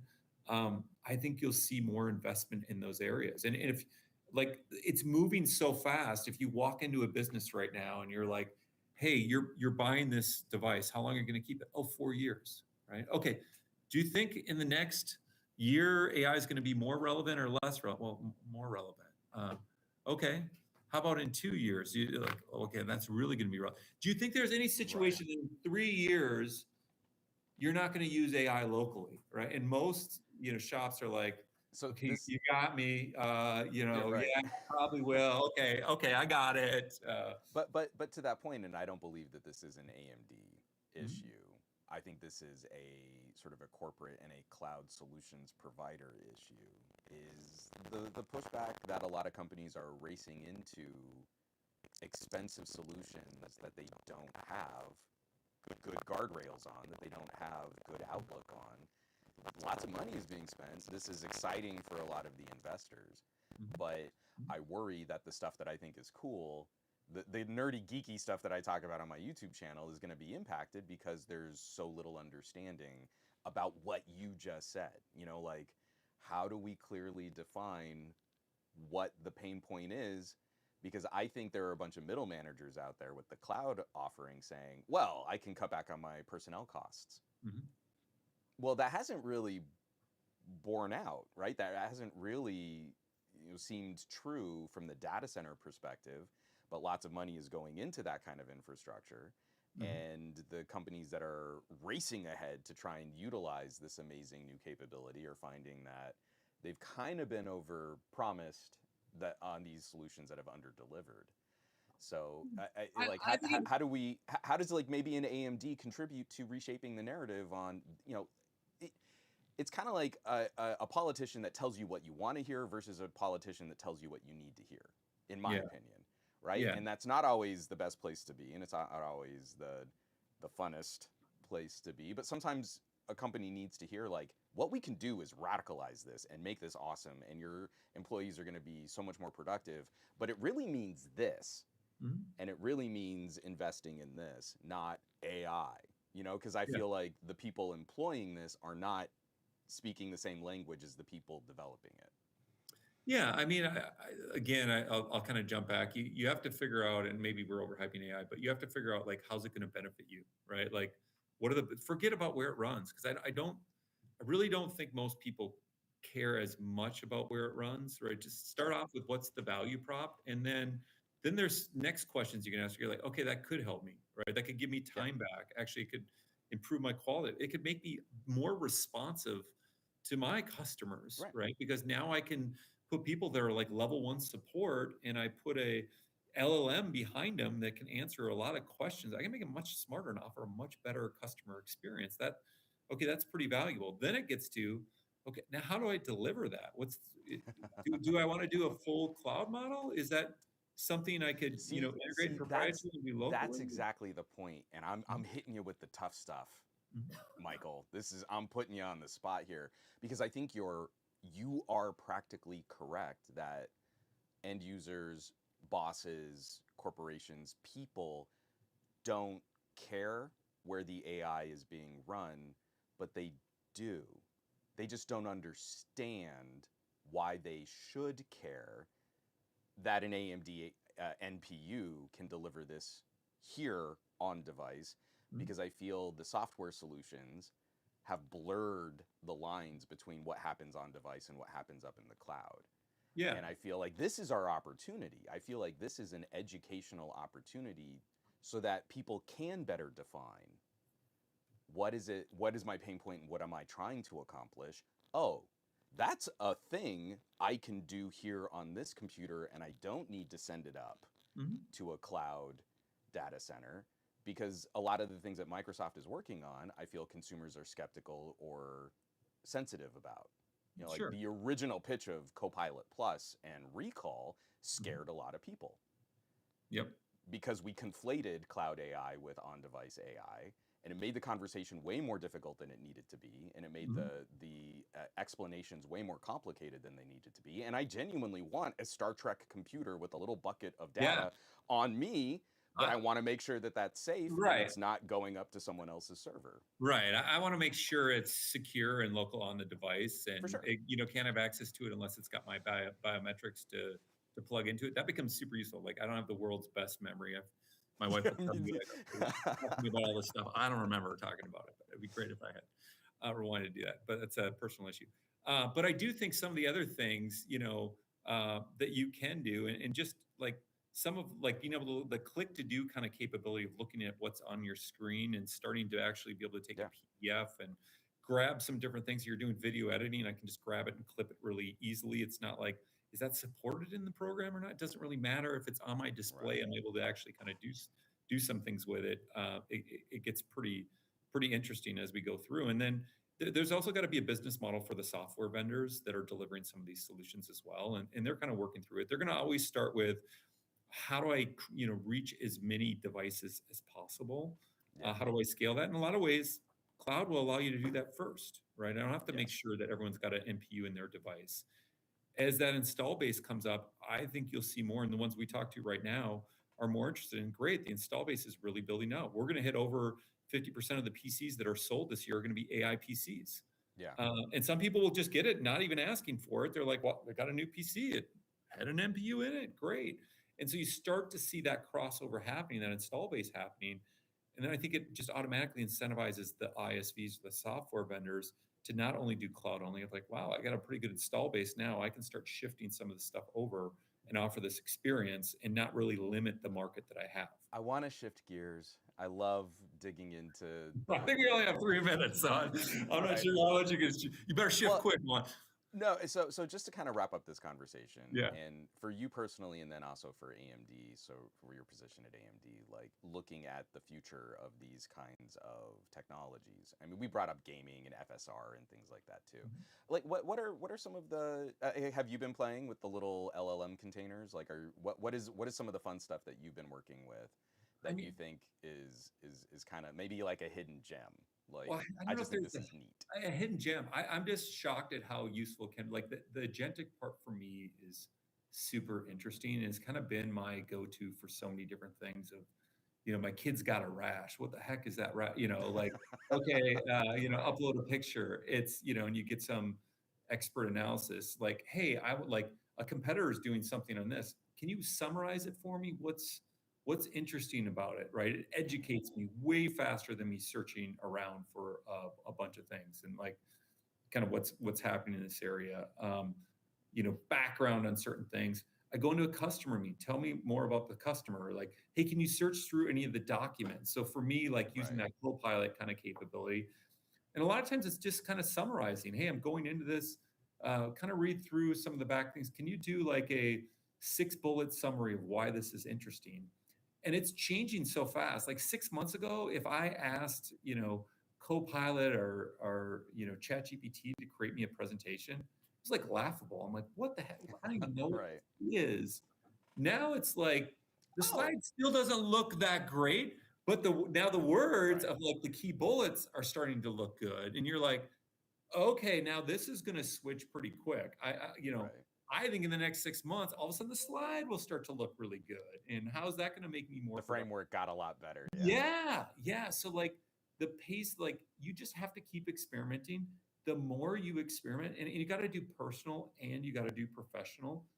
I Hmm. think you'll be shocked and things that you're like, oh my gosh, this is going to take me 2 or 3 days. When am I going to Right. get a chance to do this? They can take 15 minutes to get done, or at least get you to a point where you're like, well, this gets me 80% of the way there. Now I still got to fill in some blanks, but this is a lot better. And so I think a lot of it is just diving in and what are your problems? Start asking, the different, whatever your interface is, if it can help. And there's places it's not going to be able to, but I think you'll be shocked on how many it can make a pretty good dent into, and it's pretty useful. Well, Michael, I think that's the perfect place to wrap this up. Thank you for taking the time, and I'm sorry if I was making you sweat a little bit because I've been real No, I spiky live in about. Texas now, so I'm used to sweating. No way. Good. No, I remember. We were Yeah. in San Antonio for a bit. All right. I'll definitely drop some information for viewers just to kind of catch more on what AMD is working on in the space. And you teased that there could be some fun things coming in the Oh, for roadmap, so we'll sure. definitely keep an eye For out on sure. that. All right. Sounds great. All right. Thanks so Thanks so much. much. Yep. Bye. Okay.